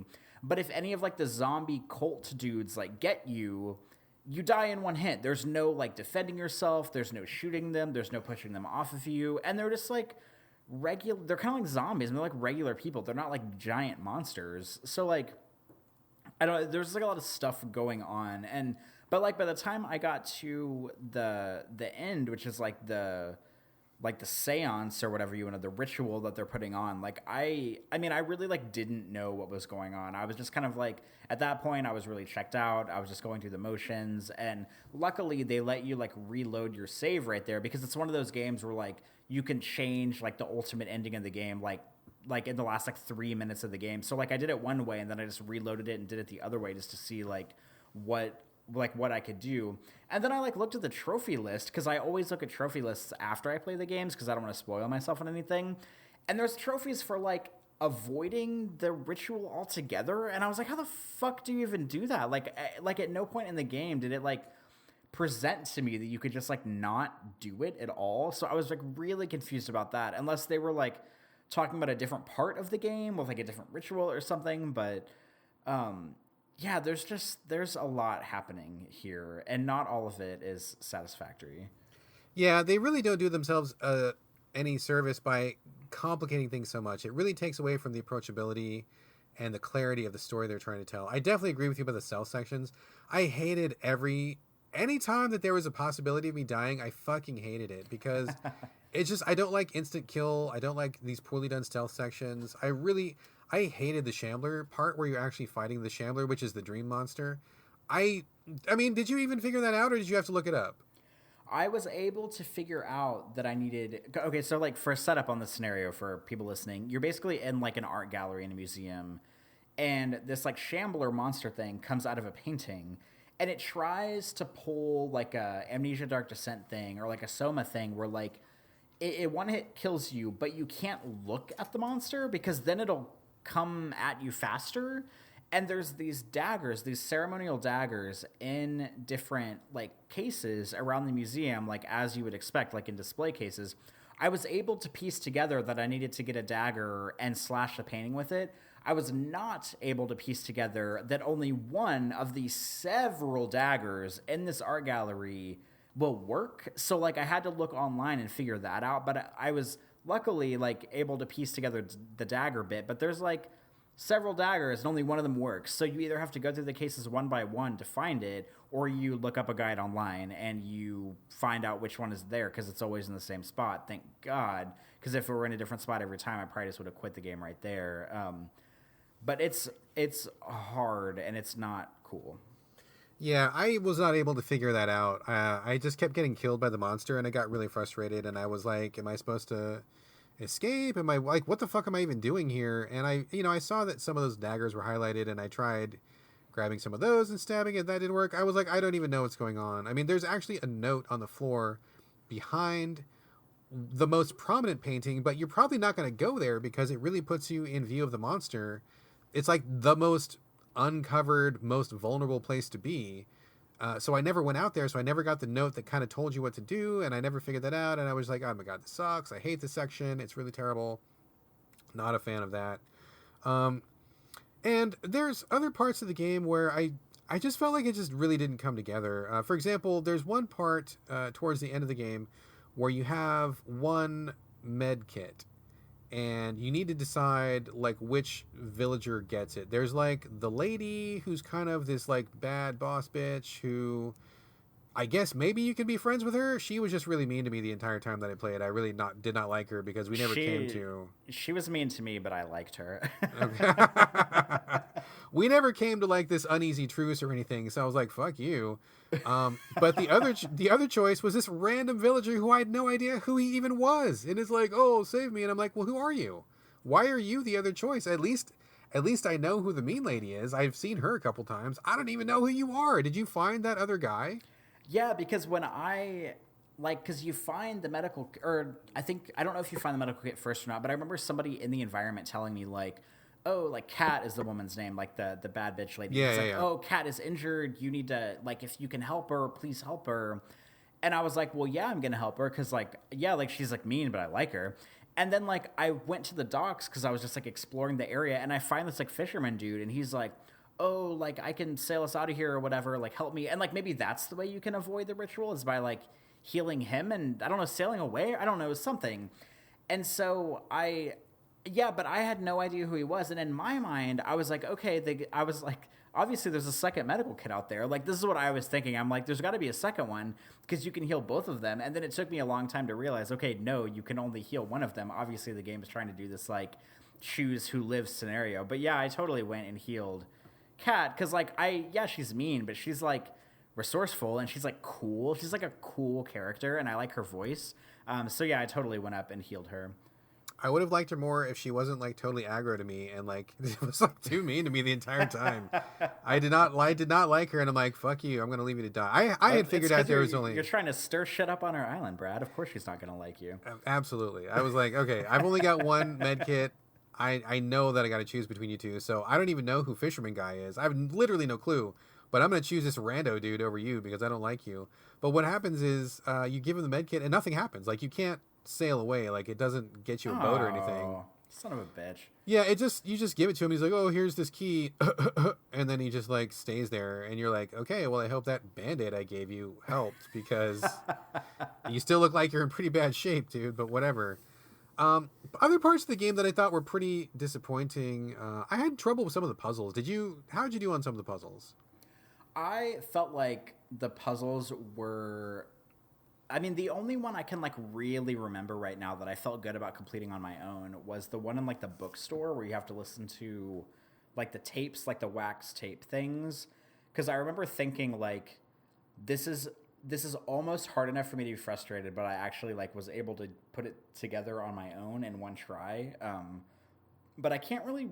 See, like, this game is fading from my memory so quickly that I like can't even remember any of the other puzzles in the game. Yeah, that was the part I got really stuck at. That puzzle didn't make a lot of sense to me, and maybe it was me, maybe it was my brain, but like I was talking to a friend who was also reviewing it at the time, and he sailed through it and he thought it was really clear and easy and no big deal. And I was like, I just could not understand what they wanted me to do or what the point of it was. Like, it was I guess too subtle for my dumb brain. I just couldn't put it together. So I got really stuck there. There's this one part where you're in kind of a dream sequence and you're like walking in these hallways and you have to look at these symbols that are like floating in the air, and then you see one and it kind of changes the hallway behind you. Do you remember this part? It's kind of like dark. The colored lanterns thing? Oh my God, that sucked. That was a garbage puzzle. Yeah, I hated it. It was so stupid and video gamey. Like, the red lantern makes it look one way, the blue lantern makes it look a different way, and you got to go back and forth, and sometimes the floor is there and it's not, and none of it made sense, and not in a scary dream nightmare way. It was like this is a really poorly made video game puzzle way. Like, it's just real bad. So I did not like that very much at all either. And there's one part at the very beginning of the game when you were trying to get into the warehouse for the first time, and I didn't have the skill to talk to the guards, so I could not get past the guards. I needed to find a gear, and I looked in that room. It is not a big room. I could not find it. I searched and searched and searched and searched and searched and searched. I could not find it. And I'm like, it's got to be in this room. It's got to be here. It's like an 8x10 room. There's nothing in here. There's got to be something here. And there was something there, but it was like you had to duck down and put your camera as close to the wall as you could possibly do it, and then kind of look backwards. And then there was this thing there, and I'm like, okay, that was way too much work for like how simple this puzzle was. It felt like it was a problem with the way that the game worked because I didn't think I could even move my camera that far. So I got really frustrated with some of the puzzles. And just overall, when it got to the end, I just felt really dissatisfied by the way it kind of fell apart. I mean, a good start, and it's not the worst game I've ever played. It's not even the worst Cthulhu or Lovecraft game I've ever played. But it really didn't get to where I wanted it to go. So, I mean, overall, I think I would probably recommend it to people only to Lovecraft fans who want to play everything. Like, I think it's worth playing if you are that person, and I kind of am that person. But for you, who's not really a Lovecraft dude, who's more of a walking sim dude or a narrative exposition kind of dude, I don't think it would work really. And after having listened to you and your thoughts, I mean, it seems like it really didn't work for you. Yeah, I mean, like, it started off okay, and I don't think it's, like, a bad game. Like, I don't want to... It's not like a, 2 out of 10 or anything, but it's just, like, I wasn't prepared for how, like, convoluted in mythology it was going to get, and for, like, how, I don't know, just, like, supernatural it was going to get. And, like, again, like, I know that's kind of the point, and, so maybe, like, this is my bad here, but I enjoyed how it grounded itself at first and how it was just like you're a detective and you're kind of, because like the part with the docs that you're talking about with the gears, like I liked that part because there's like 5 different ways you can solve that depending on like how you put skill points into your skills. So it like gives you a lot of options, but the game kind of like abandons that after a while, where it's like, oh, here's this cool scenario where you can solve this thing in 5 different ways. And then for like most of the rest of the game, there's like not 5 different ways you can solve things. So it kind of like quickly funnels you down this like linear narrative path. And I kind of wish it would have stayed more open and stayed more like investigative and less just kind of like funneling you down this like weird narrative river that gets all surreal and shit. I agree. I wish that they had kind of done more of like the Deus Ex solve it your own way sort of a thing. If they had stuck with that longer and not tried to cram so many Lovecraft elements in there, I think there would have been enough space for them to accomplish that. But they really wanted to get all those other bits in that ultimately didn't work. And so, like you said, by about the halfway point, it kind of didn't matter what your skills were, and it kind of didn't matter what you did, because there were way less choices as you got further ahead than there were at the beginning. And I know that it's not easy to make a game like that. I get that it's very difficult. I'm not calling anybody lazy or anything, but I think that you get funneled pretty quickly, and then it really becomes clear that, okay, this is just like it's no longer a detective game. It's no longer a skills-based game. It's no longer really that important how I built my character, because you get on this one track and then you kind of just follow the track. I mean, there's a few choices here and there, but ultimately not as much as you get at the beginning. So again, another game that starts really strong, but then kind of peters out as it goes. So we're seeing a lot of those on this show. Oh my God, yes, and believe me, we're going to be talking about another one next week. So, oh man, for that fun. Before we close this discussion out, I have a tiny fun fact for you about this game. The guy who voices Edward Pierce, who is the lead character in this game, is also the lead voice actor the voice actor for the lead character in Vampire, Jonathan, whatever his last name is. Oh, really? He's that vampire guy, huh?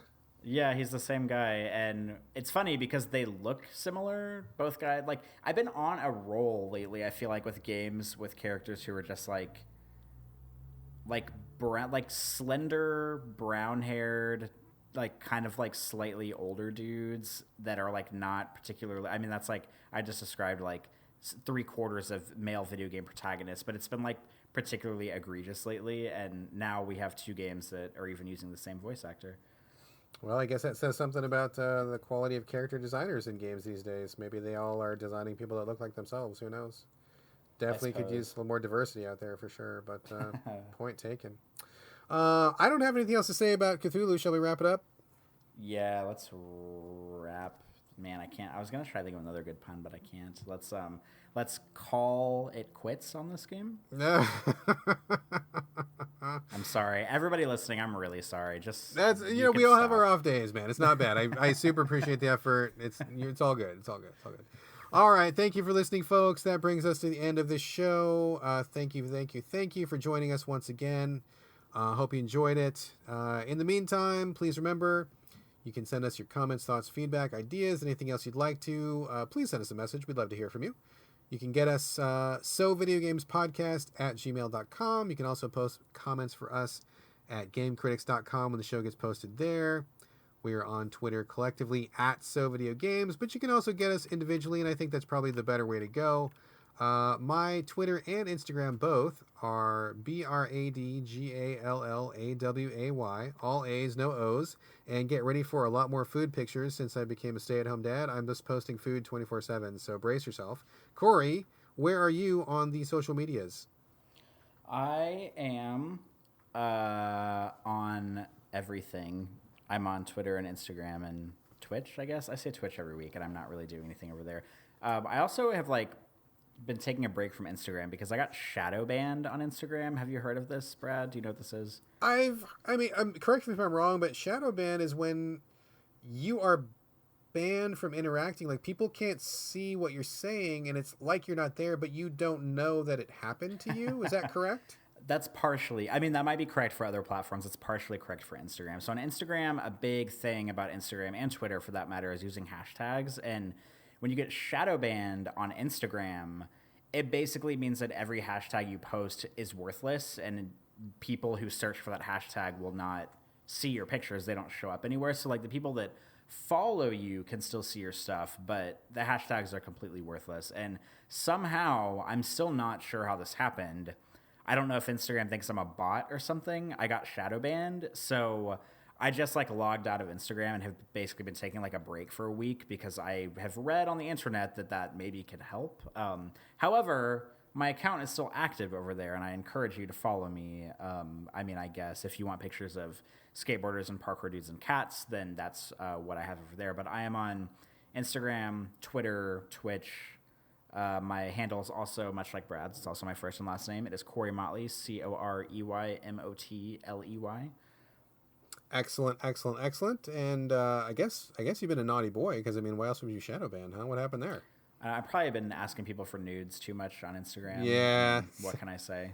Just posting my dick all over my Instagram story, and they just shadow ban me. Whenever I think of Corey Motley, I certainly think of dick pics. That's for sure. That's me. Yep. All the time. 24/7. 24/7. All right, folks. That brings us to the end of another So Video Games. Once again, thanks for joining us. Stick around for our non-video game banter after the closing music, if you're so inclined. If not, no big deal. Join us next week for more games-focused chat. And for now, this is bye from Brad. And bye from Corey. We will see you guys next week.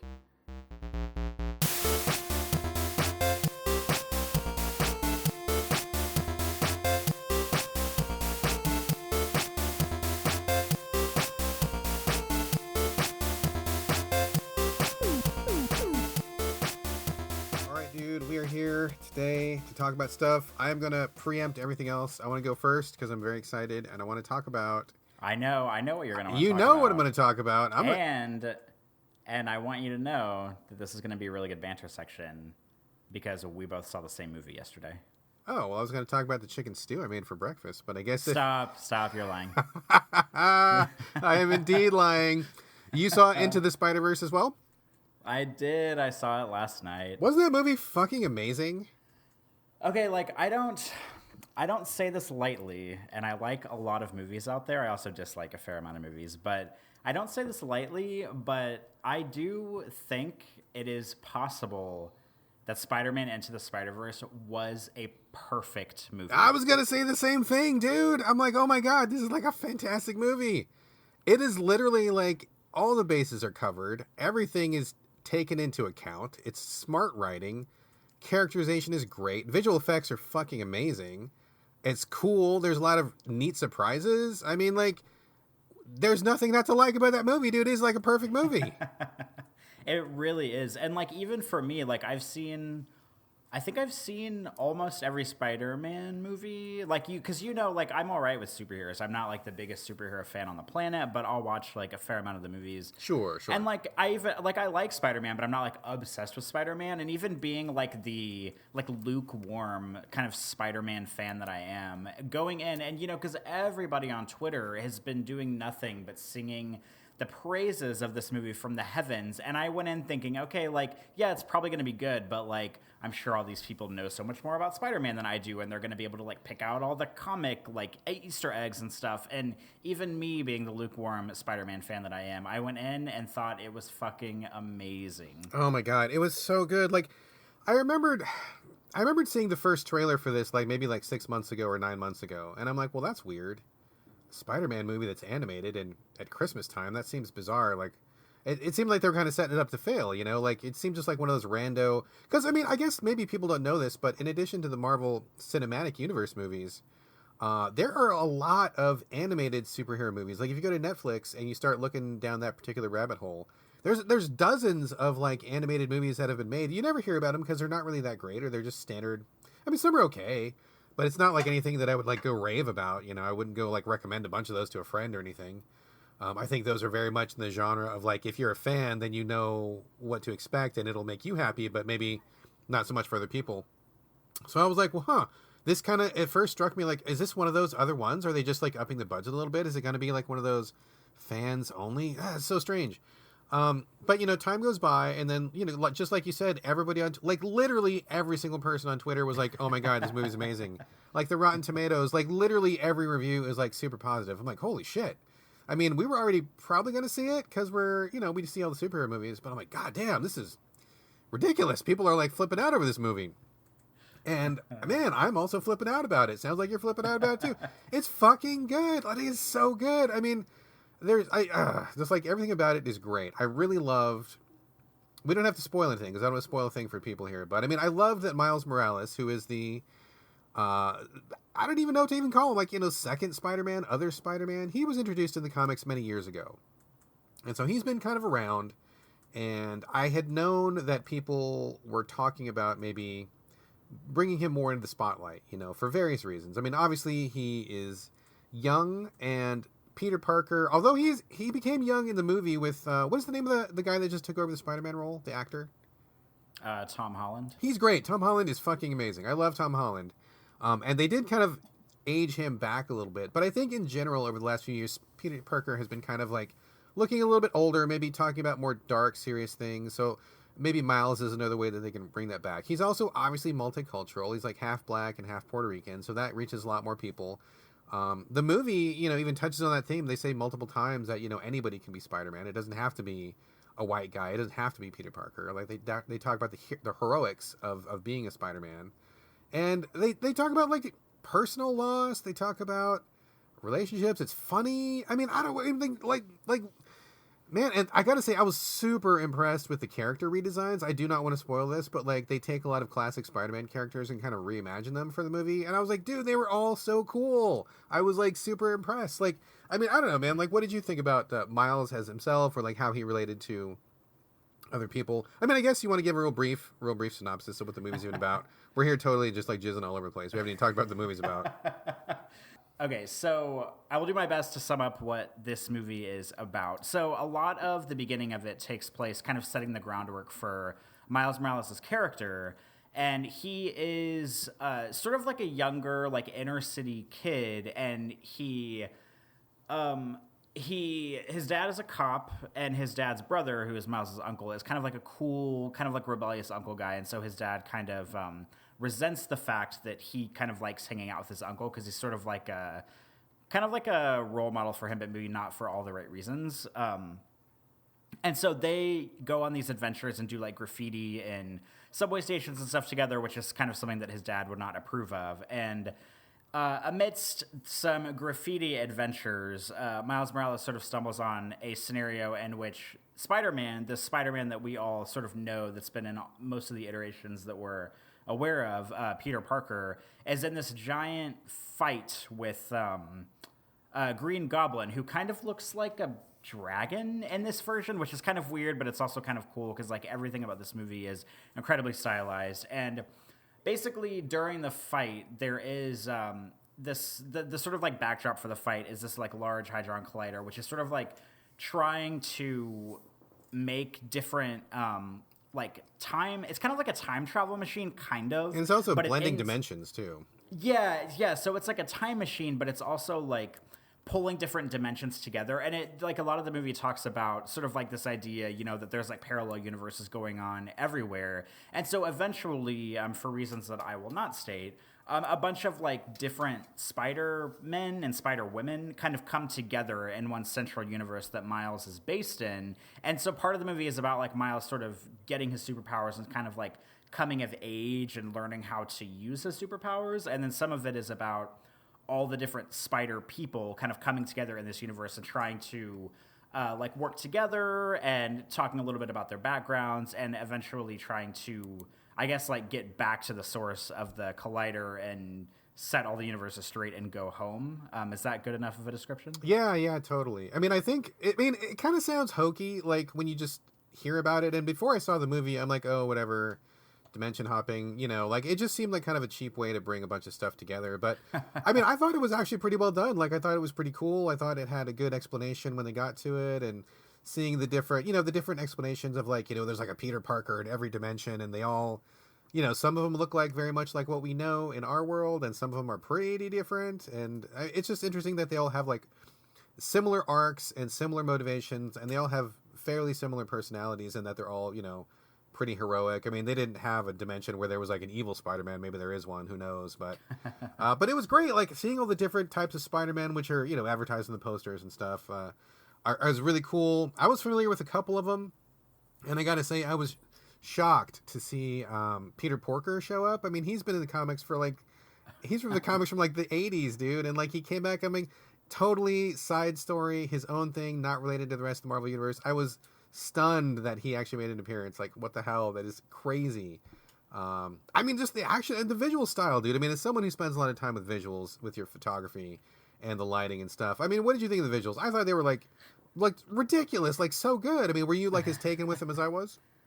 Yeah, I mean, I really was, because what we're so used to seeing in animated movies is, and I think I read like a tweet or like a blog post about this the other day about how like sort of like Disney and Pixar, whenever the first Toy Story came out, it kind of like unknowingly set a standard for kind of like what all like CGI, if you will, or animated movies will look like going forward. And if you think about it, I mean, basically everything that they've put out, like, yeah, they look better now than they did when Toy Story came out, but like they all have the same visual style, which, you know, I guess is neither here nor there. Like, it's fine. But this movie is like truly like the different. It just doesn't look like, you know, a Disney Pixar movie, or it doesn't look like that. It looks like it's blending a lot of different kind of animation styles together. It looks like a very faithful, like you look at a comic book and then you pretty much imagine that if the comic book leapt into an animated movie, like it's exactly what it would look like. And one of my favorite things about it is that it really takes a lot of liberties with like really quick visual flares, because there are times in the movie, like there's one instance, for example, where Miles is like jumping over like a crosswalk or something, or no, it's like a subway train. Unlike the train, the subway's coming down the subway tunnel, and he like jumps in front of it to get to the other side before it hits him. And he like jumps, and for like a split second when he's in midair, this sort of like overlay behind him, instead of being the subway, it turns into this like red and orange and yellow kind of like sunset thing. And it's just like the movie does it so often where it'll just be like these really small like split-second cuts that really like drown out sort of what's going on around them, or it like adds a bunch of visual flair or stuff like that. And it just makes me want to like get the movie on Blu-ray and watch it and just like pause it every time one of those happens. And it happens all the time because there's so much like just absolutely incredible cinematography going on here with the animation and just the way that everything is framed and the way everything is colored. Like, it really looks... I feel like, you know, this is going to be so like hyperbolic, but it really looks unlike any animated movie I've ever seen before. And it's just so brisk and so stylish. And it's not like stylish in a way where you roll your eyes. Like, everything about it is just effortlessly cool and animated and like not pretentious in any way. And it's, oh man, it's just really beautiful. Yeah, I totally agree. It's really stunning to watch. I mean, the angles are different. The way that they frame the action is different. The speed at which they go, and it really does not at all look like anything Pixar would have turned out, which is fine. I mean, and not to say that one needs to beat the other. I mean, they can both exist simultaneously, of course, but like, it is nice to see somebody breaking away from that mold and not trying to follow in their footsteps to do something different. And I think it was like just hyper successful, like really, really successful.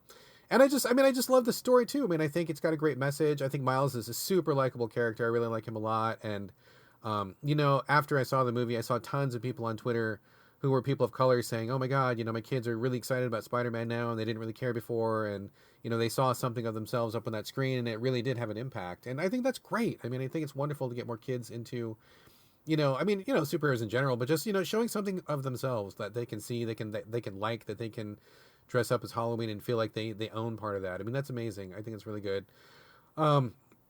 God, I mean, everything about this movie was just great. I mean, I wanted to like immediately see it again, like right afterwards. We're gonna buy it like the second it comes out. I just really, really loved it. I gotta say also, super sad that, you know, Stan Lee has a cameo in this as a voice, and I think this the last voice recording he has done. I think that he has recorded other clips where he will be in front of the camera, so I'm pretty sure we will see him at least one or two more times in upcoming films, but this was like his last voiceover work. And especially as he just died like really, really recently, it was extremely poignant. I mean, there was no way they could have known he was going to die. But the things that he said in that movie, I felt like had extra resonance now that he's gone. I mean, that really got me the feels. Did that hit you too, Corey? Yeah, I mean, it definitely, that his cameo in it was definitely set up. And who knows if they like rejigged it like after he passed? They probably didn't have time, but it. Yeah, I mean, it really. I don't know. It's just kind of sad knowing that it's like one of the last things that we'll see him in, probably. Yeah, for sure. I mean, yeah, it's definitely the end of an era, absolutely. And so overall, movie's super awesome. I loved it. I mean, just like you, I don't often say a movie is a perfect movie, but this is pretty much like a perfect movie. I would recommend it to anybody, even if they were not Spider-Man fans, because I think the stuff is so approachable and accessible and easy to understand. And I mean, unless you absolutely hate superhero movies, I think there's something in this movie for everybody to like. And it was just like so cool and action packed. I mean, in fact, it was so successful they've already announced at least 2 more sequels are on the way. I don't know if have you heard that already, Corey, or not yet? I have not heard that. They're going to have one which is going to feature on Miles and his relationship with Gwen.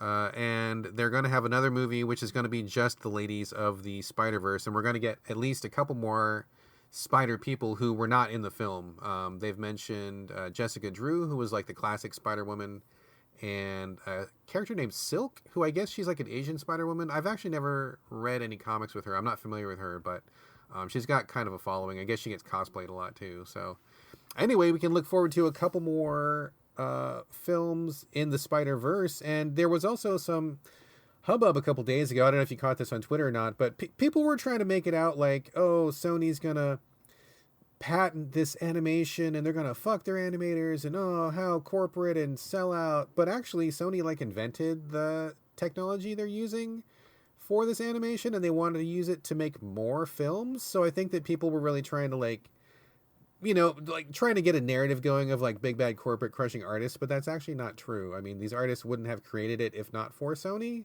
So it's weird that people try to spin it that way, but I mean, bottom line, I don't think that this particular animation engine and this style is going anywhere anytime soon. I think we're going to be seeing a lot more of it. And I hope we see a lot more of it. Absolutely. I fucking love this movie. This movie's so fucking good, dude. I love this movie. So good.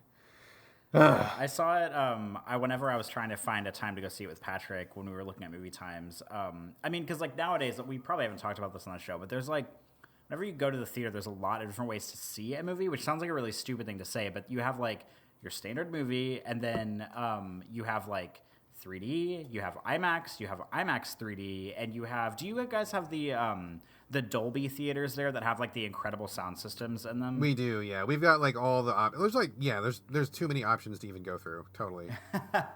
And so we saw this movie last night in just standard, nothing special, no 3D, no IMAX, no Dolby sound, whatever. Because the Dolby theater is probably my favorite way to see a movie, but if IMAX is available, usually I'll go for it. But the weird thing about the Spider-Verse here is like every IMAX showing is at like 10 p.m., which is super weird. But like this movie is so good that I want to go back and see it in like IMAX 3D. And usually I'm like the last person on the planet that wants to put on 3D goggles. But like there's so much going on in this movie that I just can't imagine how like, I mean, it looked incredible already, but just like seeing it in 3D in IMAX, I think would just be, I just might have like an aneurysm right there in the theater. Maybe I shouldn't do this, but I kind of just want to go see it in IMAX 3D now to see like what they do with the animation in 3D. I am not the kind of guy that ever sees a movie twice, but I would totally see this twice. I would totally do that too. I would want to see it in IMAX also.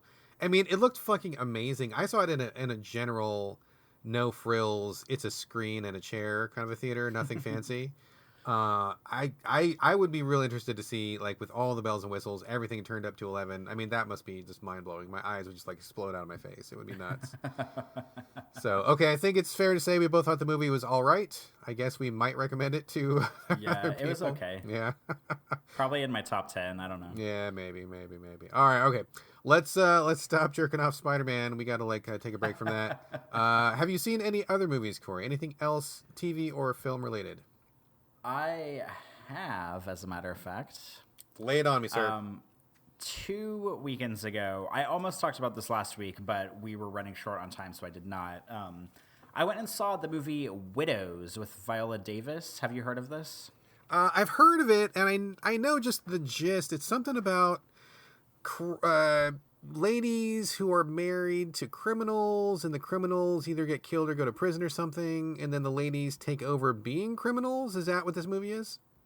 You are very much on the right track. Okay. Yeah, so Widows, and to be honest, I I was like kind of interested in this movie, but not super interested. But the Rotten Tomatoes score is like in the mid 90s. So I was like, okay, like I was kind of interested before, but now like, okay, it must actually be a good movie. So I want to go see it. It's directed by Steve McQueen, who directed Shame, aka the Michael Fassbender gets his dick out every 5 minutes movie, which is actually a good movie, despite the fact that it's like, have you not heard of this movie? I don't even know what you're talking about. Oh my God. Okay. Let me back up real quick. Back it on up. There's a movie called Shame that came out probably about 4 or 5 years ago, and it is about Michael Fassbender, who is, Magneto and a bunch of other people. He's been in a ton of shit. He is basically like a sex addict in the movie, and it's like about him living, I think he lives in New York, and like his sister kind of unexpectedly comes to visit him and kind of like turns his life upside down a little bit because she like shows up and he has to kind of like take care of her a little bit and sort of like accommodate her being there, but he's also dealing with like a lot of like mental health issues and basically just like being a sex addict. And like this movie could go one of two ways. It could be like a movie that's just like a raunchy sex movie, but it's actually like a really fascinating film. And like the big thing about this movie whenever it came out is that Michael Fassbender does full frontal nudity in it like all the fucking time. Like the first like shot of the movie is him in bed and he's got like sheets over him. So, it's not like it doesn't open with his dick in your face, but it takes about 2 minutes for him to get his dick in your face, and he has like sex with a bunch of people in the movie, and it's very much like that was kind of like the funny thing about the movie when it came out is that it's like, oh well, his dick is out all the time, because male full frontal nudity is like not a thing that happens in movies a lot, because the movie industry is predominantly dominated by men, so there's tits out everywhere, but there's not dicks out everywhere. But that was actually a really fascinating movie. It kind of reminded me in a weird way of like if American Psycho were a movie like made for our generation about like sex and not so much about like chainsawing people in half, which it's a weird, maybe a weird like, I don't know, like comparison to make, but I don't know. That's just what I thought whenever I finished seeing it. But that's good. I recommend that movie. He also did 12 Years a Slave, which won a bunch of Oscars. So we're talking about like a high caliber filmmaker here. But Widows is a movie about Viola Davis, her husband, who is played by Liam Neeson in the movie. He's sort of like is the lead planner for this group of bank robbers, and it's like these like 5 dudes, I think, and basically they all die on their first, or on their, not on their first job. They all die like at the beginning of the movie. This isn't a spoiler because it's like what the movie's about. They do like a bank job or something. The police is after them. The car blows up. They all die. This happens in the first like 5 minutes of the movie, and Viola Davis is basically left with, she used to work for like a teachers union, and I think she stopped working because his robberies were like bringing in so much money that basically she was just kind of living this lavish life. So when he dies, she kind of figures out like, shit, what am I going to do? Like, I don't really have anything anymore. And he leaves his like notebook of jobs for her when he dies, sort of like in his will or something. And so the details for the next job that he was going to do are in that notebook. And so she sort of like rounds up all the other widows from the other guys that died. Not all of them, but most of them. And she plans this, she tries to like plan and pull off the next heist. And like none of them are like bank robbers. Like none of the wives were in on anything with the husbands. They just kind of did it, and the wives are trying to live their own lives. And so, like, I wasn't expecting this to be, like, a balls-to-the-wall action movie, because that's, like, not what it's advertised as, and it wasn't that. However, I will say that, like, there is a such thing as, like, a slow burn movie, which I can get really on board with. Like, I would maybe describe Drive with Ryan Gosling as a slow burn movie, and that's one of my favorite movies. But this movie is just kind of a slow movie. There's not really much burn to it, and it's a shame because there's a shitload of people in this movie. Like, Viola Davis is in it. She was like the first black woman to win, I think it was a Golden Globe nominee for Best Leading Actress. Liam Neeson's in it. The dude that plays the Punisher is in it, but he's only in it for like 5 minutes, but he's in it nonetheless. Michelle Rodriguez from the Fast and the Furious franchise is in it. Colin Farrell is in it. There's just like a shitload of people. The guy that voices Miles' policeman dad is in this movie, so he's in it. I can't remember his name, but he's kind of a breakout star this year. The dude that plays the main character in Get Out is in it. This movie has like everyone in it, and it just like spends way too much time sort of like characterizing, I guess, like the women, which sounds like a really terrible thing for me to say because like I'm basically saying like, oh, these women's lives are not interesting, which is not true. But like the whole movie is leading up to the heist, and it's like an hour and like 40 minutes of kind of like sometimes boring, sometimes interesting buildup, and then like you have the heist, and like once the heist kicks off, it's like pretty incredible, but it's just like it takes way too long to get up there, and there's way too many moving parts in the movie because not only do you have like each of the widows and their backstories, you have this like political race that's going on in Chicago, and like Colin Farrell comes from this family of people who have been like, I don't know if it's like mayor or governor or whatever that he's running for. And then you have like this other dude who is like he's kind of like the inner city guy who doesn't really know anything about politics, but he's like running for office. And so like they're in a fight against each other, and they're both tangled up with the widows, and like they're kind of in with they relate to the heist a little bit. And there's like a few too many moving parts, and the movie doesn't quite move fast enough. So I'm not sure that I wouldn't recommend it, but I don't know. Like, I'm kind of disappointed because it had like a really high score on Rotten Tomatoes, and everybody was talking about how amazing it was, and I kind of left the theater being like, ugh, like that was kind of a little bit slow and disappointing. But I mean, I guess you win some, you lose some at the theater. This kind of reminds me of Ocean's 8. What was the new one? The one with the all chicks. What was the? Yes, it was Ocean's 8. So like I haven't seen Widows, and I was thinking about seeing it, but then I had heard other people basically say the exact same thing that you said, where it's like, oh my god, the star power was crazy. It's a woman forward film. We're down, down, down. And then we saw it, and it was like really boring and slow, and it kind of didn't really take off. And it kind of reminds me of the same thing with Ocean's 8, because we went to go see Ocean's 8 in the theater. We were like, yeah, girl power, cool, get it, girl, get the heist, do the cool thing, show them that you can do it just as much as the men can do it. We're down. And that was a fucking boring ass movie. It was so boring. And it's like, I wonder if people are giving these movies a pass because they've got so much female star power, which is awesome. 100% down for that. I am super down for that. But they still got to be good movies, like it's still got to be entertaining. I can't just show up just because women show up. I mean, I support that, but like it's still got to be a good movie. And I wonder if this movie is kind of getting a little bit more hype than it deserves just because of the female star power in it, and it's a woman focused thing. I don't know. I'm probably not going to see it because, like you said, it just sounds like a real boring thing, and I just don't have time for that in my life right now. But that is a shame because I mean, when you're talking about the people in the cast, I mean, it's like basically like just. Like a murderer's row of great actors and people you think would do a great job. So it's surprising that they didn't quite pull that off. But speaking of full frontal male nudity, interesting that you brought that up because we were exposed to a whole bunch of naked dick the other day. So my son and I were kicking it at night, and we're just kind of chilling. He's getting a little bit older now, and he's really interested in horror movies. And we talked about this before, right? I'm really concerned about where this story is going. You should be concerned. I'm just sitting with my son on the couch, and then there's a bunch of dicks in front of us. Oh, dude. I'm a little so much naked dick. You don't even know. So we're sitting on the couch. The wife had gone to bed because she was real tired. She's working like crazy bananas hours. So she went to bed, and we're just kicking it. He didn't want to go to bed quite yet. And I'm like, oh, I'm just chilling. Yeah, we had a few moments, which is kind of unusual, where I didn't have 10,000 things on my plate. He's like, oh, let's watch a movie. And I'm like, well, okay, sure. It's kind of late, but yeah, let's have some father-son time. It's all good. So we're scrolling through, and so my choice for the evening was, let's watch Give a Mouse a Christmas Cookie. That was my choice. I'm like, let's watch that. And he's like, what? I don't want to watch that. And I'm like, oh, okay, son, what would you like to watch? And so he jumps to like, the horror section. And I'm like, okay, of course, here we go. But they had a film, you may have heard of it. It's called Rare Exports. Have you heard of it?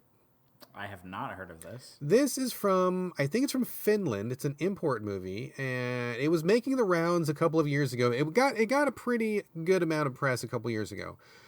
Basically what this is it's kind of a horror movie, but it's also kind of a kids movie, and it's also kind of a Christmas movie, sort of. And it's also from Finland, and like a lot of those filmmakers out there, they have a black sense of humor. Those guys are dark over there, very sexually liberated. They're fine with, giving fathers maternity leave. But when it comes to comedy and their view on life, some of that shit is real dark over there. Anyway, so what happens is It's about this kid and his dad. They live out in the middle of fucking nowhere in Finland. Like their backyard is like this mountain range, and they herd reindeer for food and for money. That's how they keep their village going. So these dudes come in from somewhere and they start excavating in one of the mountains, and they don't tell the villagers what they're up to. They say they're just looking for samples or some shit, and the villagers like, whatever, leave us alone.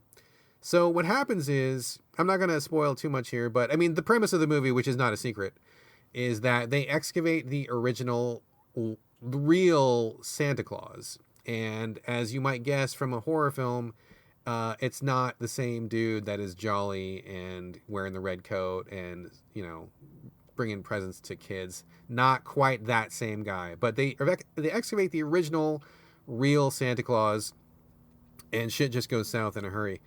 Real bad. Would you say that shit goes like South Pole? It goes mega South Pole all the way to the South Pole. It goes pretty bad. So it's interesting because this kid clicks in pretty quick to what's going on. He tries to tell people, but they don't really quite listen. But then the adults kind of get on board, and it becomes kind of like a holy shit, we need to survive sort of a thing, and this is crazy. A lot of weird stuff happens, but at one point I'm trying not to give away the twist here, but like there's a bunch of naked old Finnish men, and there's like probably like 50 of them. They are butt ass naked, and they are running towards the camera. They're hanging out, they're doing whatever, and their shit is out there for everybody to see. And my son's like, holy shit, look at all these dicks. And I'm like, yes, holy shit, look at all these dicks. There is so much dick on the screen right now. Oh, I'd never seen so much dick in one place before. This is amazing. So yeah, there's a bunch. I mean, I'm not going to give the context. I know it sounds really bad, but they explain it in the movie. And to be fair, it's kind of fine because the way that the movie's tone is and what's going on, and also keep in mind it's from a foreign country where their attitudes towards nudity are clearly very different than what we have here in the very puritanical United States. I mean, it was fine. It wasn't a big deal. Like, it wasn't like run for the hills and turn off the TV and scrub the kid's eyes out with soap or anything. It was just like, oh boy, that's sure a lot of dicks, isn't it? Yeah, sure is. Okay, well, whatever. We're just going to keep rolling here. So it was fine. But yeah, that is a good movie. It is a very bizarre, very interesting movie. If you have a kid who's interested in horror, I think it's a really good one because it's scary, but not too scary. It's not too bloody, but it's still creepy enough to qualify as a horror movie. Also, I think it's just fucking interesting. And I think just seeing the life in Finland is fucking crazy. I could never imagine living in Finland. That is nuts. But anyway, rare imports, liked it a lot. If you want to see a lot of old Finnish dick, there is so much Finnish dick in that movie, like more than any person can handle. It's good. It's a good movie though. I really liked it a lot. I definitely recommend it. I will, God, probably never watch this, but that was a story. I mean, you know how much I love looking at dicks, but I don't know if I would want to look at them in this context. It was good though. It was good. And it was a good learning experience. We had a good discussion about it. You know, it all ended up in a good place. So I do recommend it. I did see one other movie, if you don't mind me blathering on for a little bit more here. I don't. What else did you see? We saw The House with a Clock in Its Walls. Have you heard of this? I've heard the name, but I don't really know anything about it. Apparently, it's a pretty famous kids book from the 70s. I don't think I've ever read it, and I'm not sure that I ever heard of it, but apparently it was a thing back then.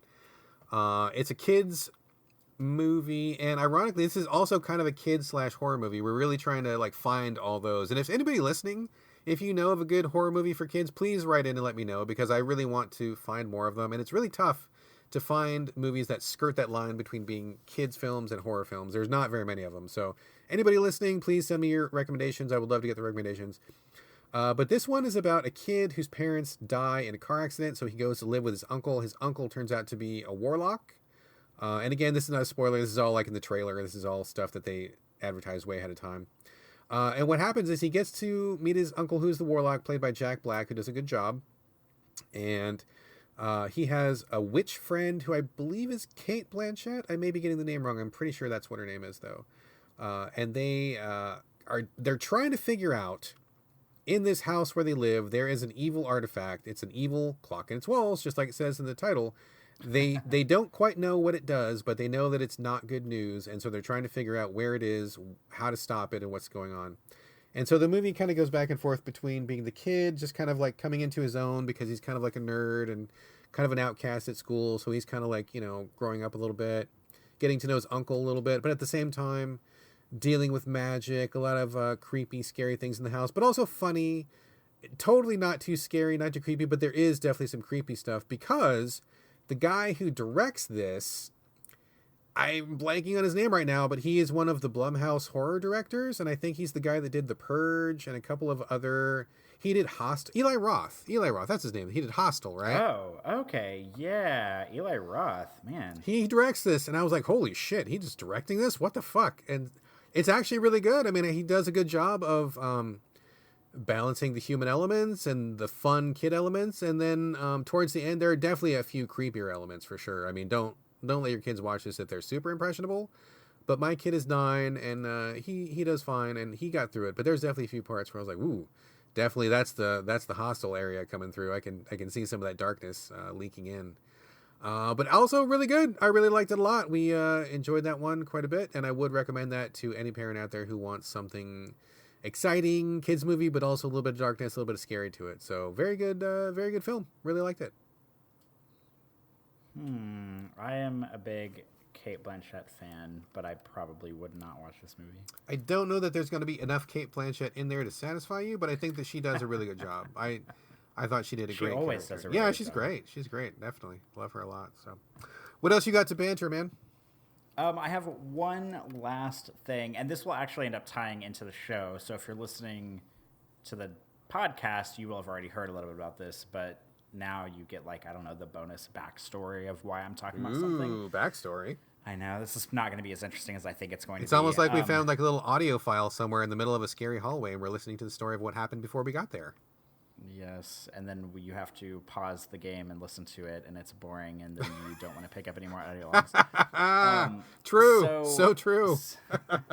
So several weeks ago, I talked about how Patrick had migrated from using Apple iPhones for the past forever over to using Android phones. So he bought a Google Pixel 3, and that's his new thing. Well, as it turns out, about 3 years ago, give or take, for Patrick's birthday, I bought him an Apple Watch. So and I had never had one, so I wasn't really interested in one, but I bought it for him because he had expressed some interest, and it seemed like, kind of, I don't know, a classy tech gift, to give for a birthday. So I bought him an Apple Watch, and he had been using it up until he switched phones. So as you might expect, an Apple Watch works with Apple phones, but you cannot use it with any other type of phone. So it turns out that I looking back on things, I very selfishly ended up buying myself an Apple Watch because Patrick was like, well, I don't really need it. I can't use it anymore. So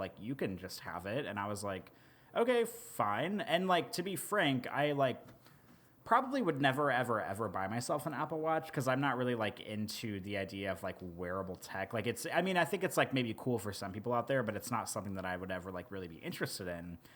But for the past month or so, I have I raised his Apple Watch and I paired it with my phone, and I have had an Apple Watch for the past month. And I guess I don't know, I want to talk about it a little bit. But before I discuss it, do you have I don't know, questions or anything before I dive in? No, I'm just bracing myself. I'm ready. I'm ready to hear what you have to say. Oh God. Well, okay. So long story short. So I wear watches every day. I have what's called a Timex Weekender, and it's not a very fancy watch. But my favorite thing about a Timex Weekender is that it's very easy to change the strap on it, and they sort of marketed it whenever it came out as oh, we offer all these different straps. So I have the one watch face, but I have 10 straps for it. So depending on whatever I wear that day, I can just match the strap or accent with the strap or whatever. So I haven't gone from not wearing a watch ever to suddenly wearing a watch. But long story short, I think wearable tech is kind of silly. I still I wear my Apple Watch, but all it basically does is just notify me when I get stuff on my phone, which is already like in your pocket, in my pocket or on my desk at work. So like, I think it would be a really useful thing for maybe people who like work out and stuff, because it does like your heart rate monitoring, and it like tracks your, like, I mean, it's a great like pedometer because it tracks like your steps and how fast you're going, and like if you go upstairs and stuff like that. Like, it's kind of like a Fitbit in that regard. So like, it's cool for sort of like athletic stuff and working out, and it would probably be cool for people who like want to go running but they don't want to carry their phone, because like depending on the storage you get, you can actually store music on the watch itself, because almost everything you do between the watch and the phone is just like a Bluetooth pairing. Like, the watch does almost nothing on its own. Like, you pretty much have to have it paired with your phone all the time, and you have to be within Bluetooth range. But there are certain things it can do on its own, like the music, for example. I mean, I guess that being said, they do offer like a cellular Apple Watch now, which I don't think they offered at the time, because this is a version 1 of Apple Watch, and I think they're on 3. So like the new ones, I think you can actually like use cellular service with it, and you don't need to have your phone within range. So like, that's a different thing now. But yeah, like, I mean, it's like kind of cool to have. I mean, I guess like looking at the watch and seeing like my text messages, if I'm like driving, like that's kind of a good thing. Like, if I'm driving and I just have like my hand on the steering wheel and I like feel it like a bump, and I get a text message, and I can just like turn my wrist and look at it rather than like grabbing my phone and opening my phone, and like taking my eyes off the road. Like, that's a pretty safe thing for it. It's probably cool for athletic stuff. If I were athletic, maybe I could take full advantage of that, but I'm not.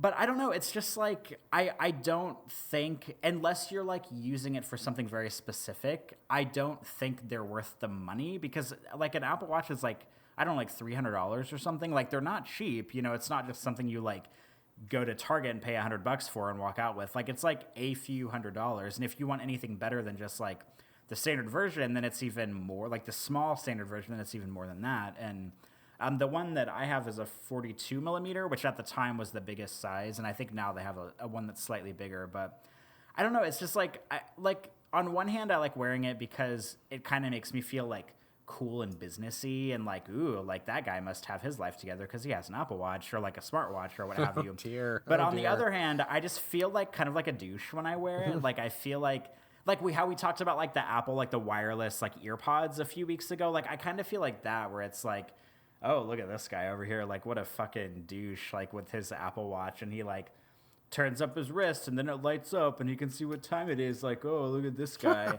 So like, I mean, I feel like, I will continue to wear it because I have it. And of course, like, it's kind of a cool thing to have. But like, I don't want to be like the end all be all of someone's discussion if they like have been dying to have an Apple Watch and then suddenly, they want to hear somebody else's opinion, because I'm sure they've already looked. But like, I don't know. Smartwatches are just kind of silly. Like, I don't really know what they're for or what they can do, because my phone is already on me all the time anyway. So, like, putting my hand in my pocket and pulling my phone out to read a text message is, like, not hard. And now it's like, oh, well, I just, like, tilt my wrist up and I can read my text message, which is, like, I don't know. Like, is reaching my hand in my pocket so difficult that I need to pay $300 to, like, tilt my wrist up to read a text message or like read a tweet or something? It's just like, it's just kind of silly, and it makes me feel pretentious, but that's also like not gonna stop me from wearing it, I don't think.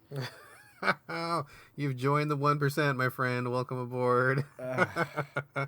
I don't have any wearable tech like that. And I know some people who have the Apple Watches, and most of them, not like making a comment against you, but most of them are douchebags who have too much money to spend. And it's just, they want to make a statement. It's visible consumption. They have big houses. They have fancy cars. They have the trophy wife with the fake tits. And they have these watches because they are tech bros, or they are, just tech people who want to show off that they're working someplace that's like future based and they're forward facing and they're doing all these cool things. But it's like you said, we've all got phones in our fucking pockets. Like, don't tell me that you don't. And it's like, okay, sure, I get your thing. I'm running around a track and I don't have a phone bouncing in my pocket. Okay, but like, can't you just check your phone when you stop running? Because what are you going to do? You going to stop running in the middle of your laps to read your thing? Like what is, like, it seems like such an edge case for anything other than, hey, look at me, I'm spending a bunch of money. And in my area, there's a lot of people to whom money means very little because I'm surrounded by people who are way too wealthy. I am not one of them, but I am surrounded by them. and I see this shit all the time, and it's just like, I can easily pull my phone out of my pocket. It's totally not a big deal, and it's very, very rare when I would be wanting to read a text message and I'm not able to pull out my phone. Almost never happens. And I think it's just about looking cool and being cool. And, you know, the people who wear the Apple Watch also have those fucking hyper conspicuous wireless earbuds in their ears all the fucking time. Never take them out. I think they wake up in the morning with them, take a shower with them, whatever, have sex with them in. Like, they never take them out. So, I mean, whatever, if that's your jam, and not you, but I mean, you know, people in general, if you want to... I know what you mean. You know, you want to be like that, and you want to show your money off, I mean, that's fine, but, you know, feel free, you know, to do that, but I will judge you, like, pretty hard from when I see you walking by.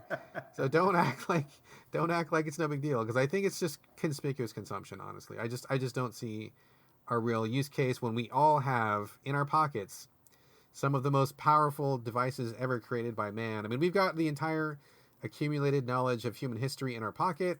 We can watch cat videos at any time. We can call anybody we want to. We can make short films if we feel like it.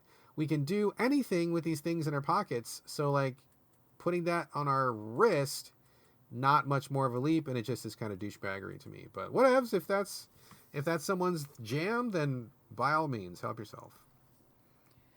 Yeah, I mean, I don't disagree with you. I mean, it helps that I'm the most, like, self-aware person on the planet, perhaps. So I feel silly wearing it, but I mean, it's there, and it was like $300 or so. I can't remember how much I paid for it, but I think I bought it on like some kind of sale at Target, but it was still expensive, and I don't know, like, it would just be like sitting on a nightstand, not being used otherwise. So I'm like, oh, why not? I will wear it, I guess. At the very least to, I don't know, check my text messages and Twitter DMs and see how many steps I take every day. You get a real sore wrist and you can't get that phone out of your pocket. You can just flick your arm up and see it, and you can check it out. I mean, and if you've got it, fine. That's fine. I mean, you know, don't let it go to waste. It would be dumb to not use it because you've already spent the money, but yeah. Let us know how it goes. Let us know if you decide to, I don't know, go further into the Apple ecosystem. You get like the vest or something that plays music, or you get the shoes that that upload MP3s or something. Who knows? I don't know. Let me know. Let me know how it goes. I will keep everybody posted, of course. All right. Excellent. We will check back. That's all the banter I have for today. You got anything else on your plate, man? I am drained of any and all banter at this point. All right, cool. That sounds good. Let us grab a glass of water and take a break, and we will be back with the show. And let's talk about some games. Yes, let's talk about some games.